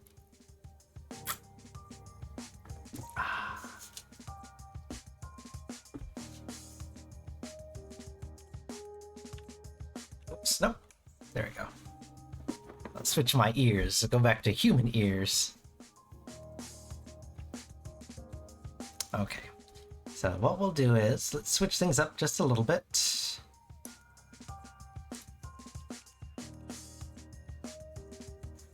Okay, Slimer, you're up. We're gonna go ahead and move you up in the queue for now.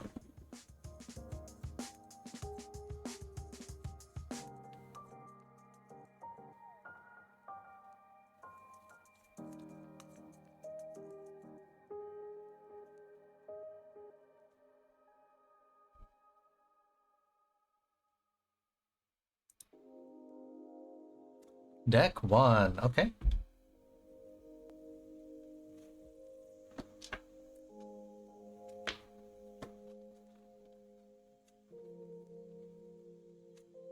And while I'm shuffling up, what is your question? What do you want to know?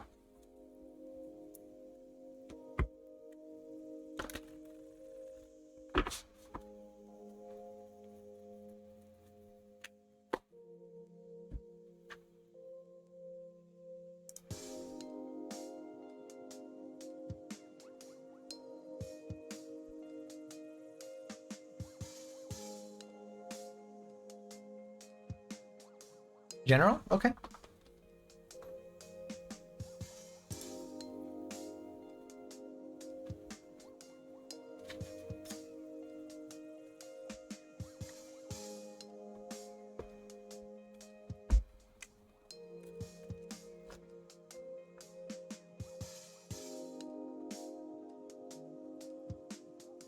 And actually, let me do this before it gets too late. I'm going to close out the queue. You and Crypto are my last two readings for the night.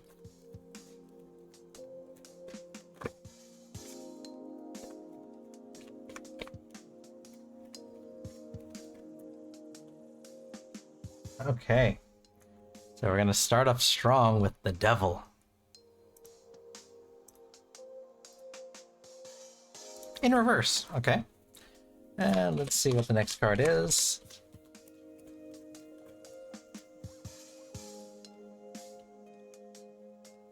Ten of Swords. Oh my, okay.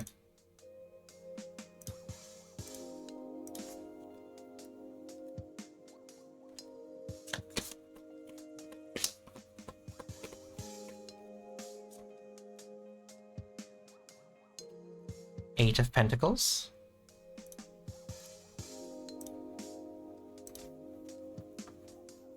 And last card.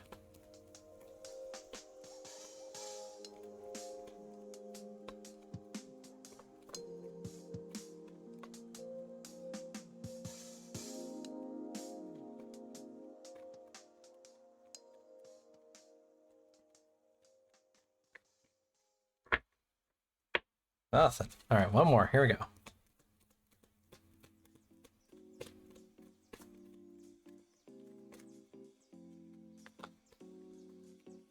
There it is. King of Wands.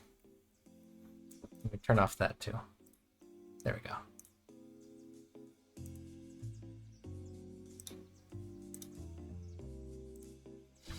Okay. So, general reading. So we're going to start with our here and now, which is the Devil in reverse.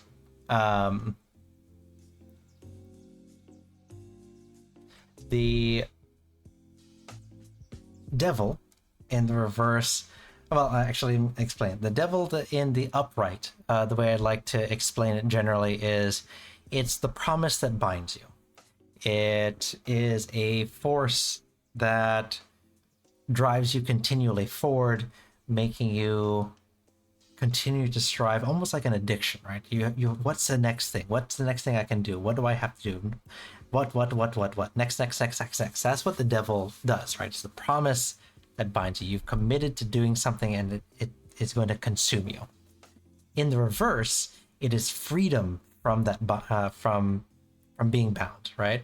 So we have finally been released from a situation where we kind of couldn't or didn't know how to stop, right? And we have been restored control of our autonomy and our lives. So we're in a good place. We're in a place of recovery, and we're ready to kind of take control of our life and put it back into our own hands again. What's making this difficult is the Ten of Swords. The Ten of Swords is a card of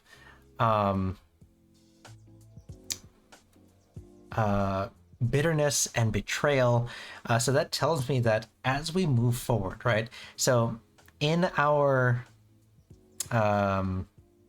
what's the word I'm looking for? In our journey, bound by the energy of the Devil, we have made promises and people have come to expect certain things from us and how we were acting and how our behavior was. As we move away from that, as we kind of transition away from the promise that binds us, we're going to disrupt the flow of energy for a lot of people because they've come to expect that, and they're going to feel betrayed, and they're going to have this bitterness that you're no longer there for them, quote unquote, right? So it's this dichotomy of, I want to be able to do my own thing, but people now have these expectations of me. So that's what's making moving on difficult, is that other people, essentially. how we get over that is through the Eight of Pentacles. The Eight of Pentacles represents hard work and high standards and passion and craftsmanship. So whatever the next thing that we do is, the thing that we do for ourselves, we have to have pride in what we do. We have to have high standards and craftsmanship. So we have to,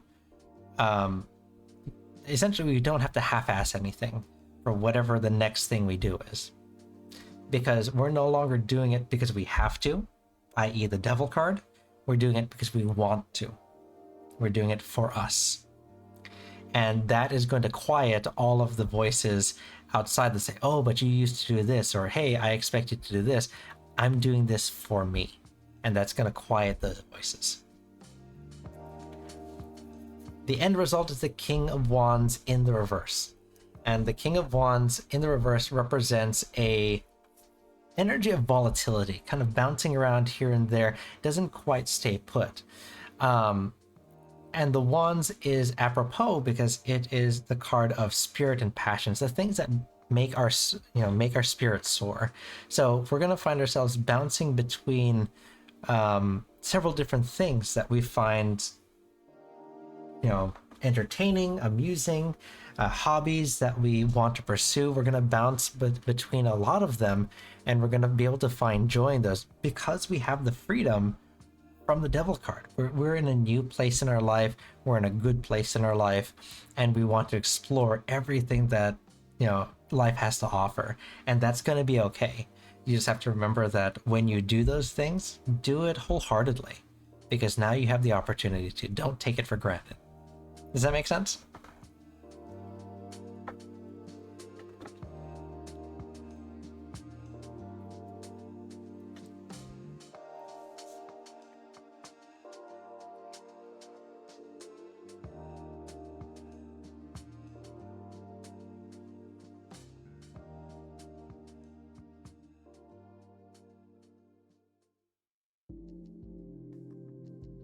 You think so? Is there anything that you want to clarify? Something that doesn't quite make sense? I want to make sure that you're taken care of.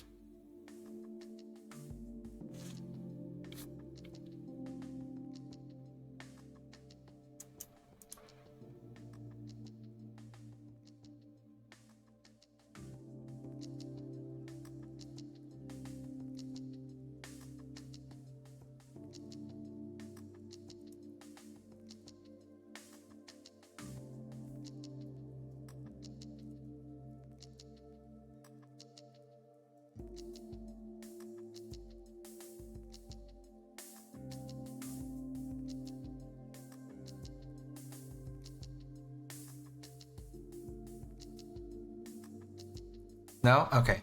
Just want to make sure. If there is anything, you let me know, and we'll revisit it when we can. But the end result here, the end lesson that we have to take away is do things for you, do things that make you happy, and when you do those things, do it wholeheartedly.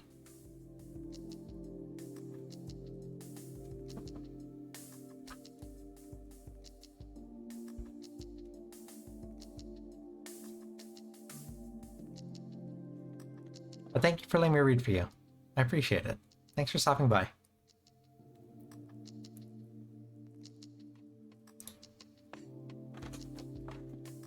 All right. Crypto, if you're still there, you're my last reading of the night.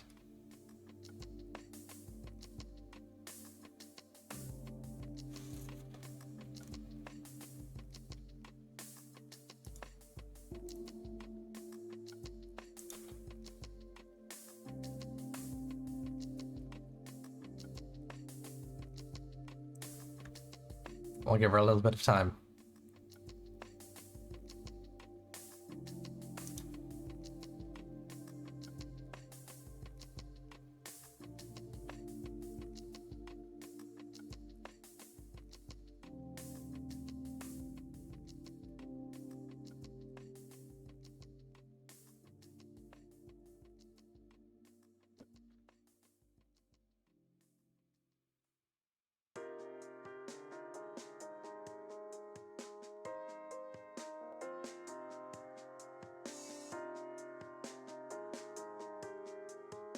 Hmm.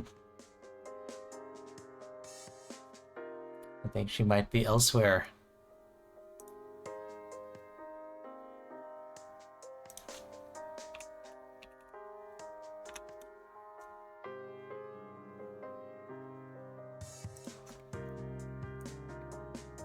Alright, well, I'll take this moment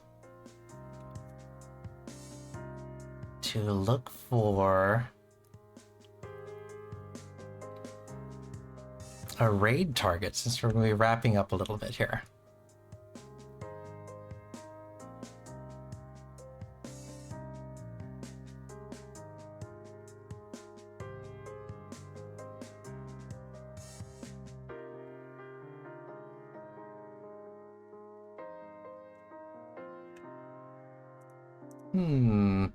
Oh, this might be fun. All right. Let's see, hold on.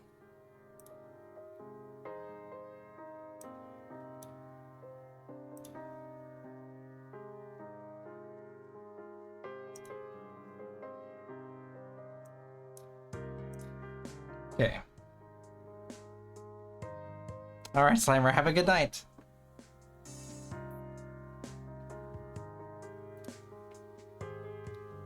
Okay. So, I guess we're calling it a night.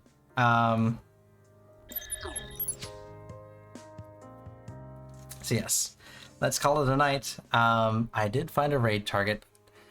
I was kind of introduced to them a few weeks ago. Right now they're just chatting. It's another VTuber. Super fun, chaotic energy.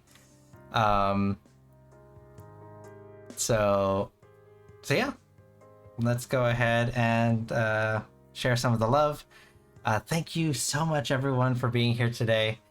Thank you for participating. Thank you for chatting. Thank you for asking questions. For everyone who donated and subbed and everything, I appreciate it so much. Thank you guys so much. I'll be back next week. We'll do some more tarot. Maybe we'll do some gameplay again. Maybe we'll just stick to tarot. Who knows? But until then, be good to each other and be good to yourselves. All right, I'll see you guys next time. Bye.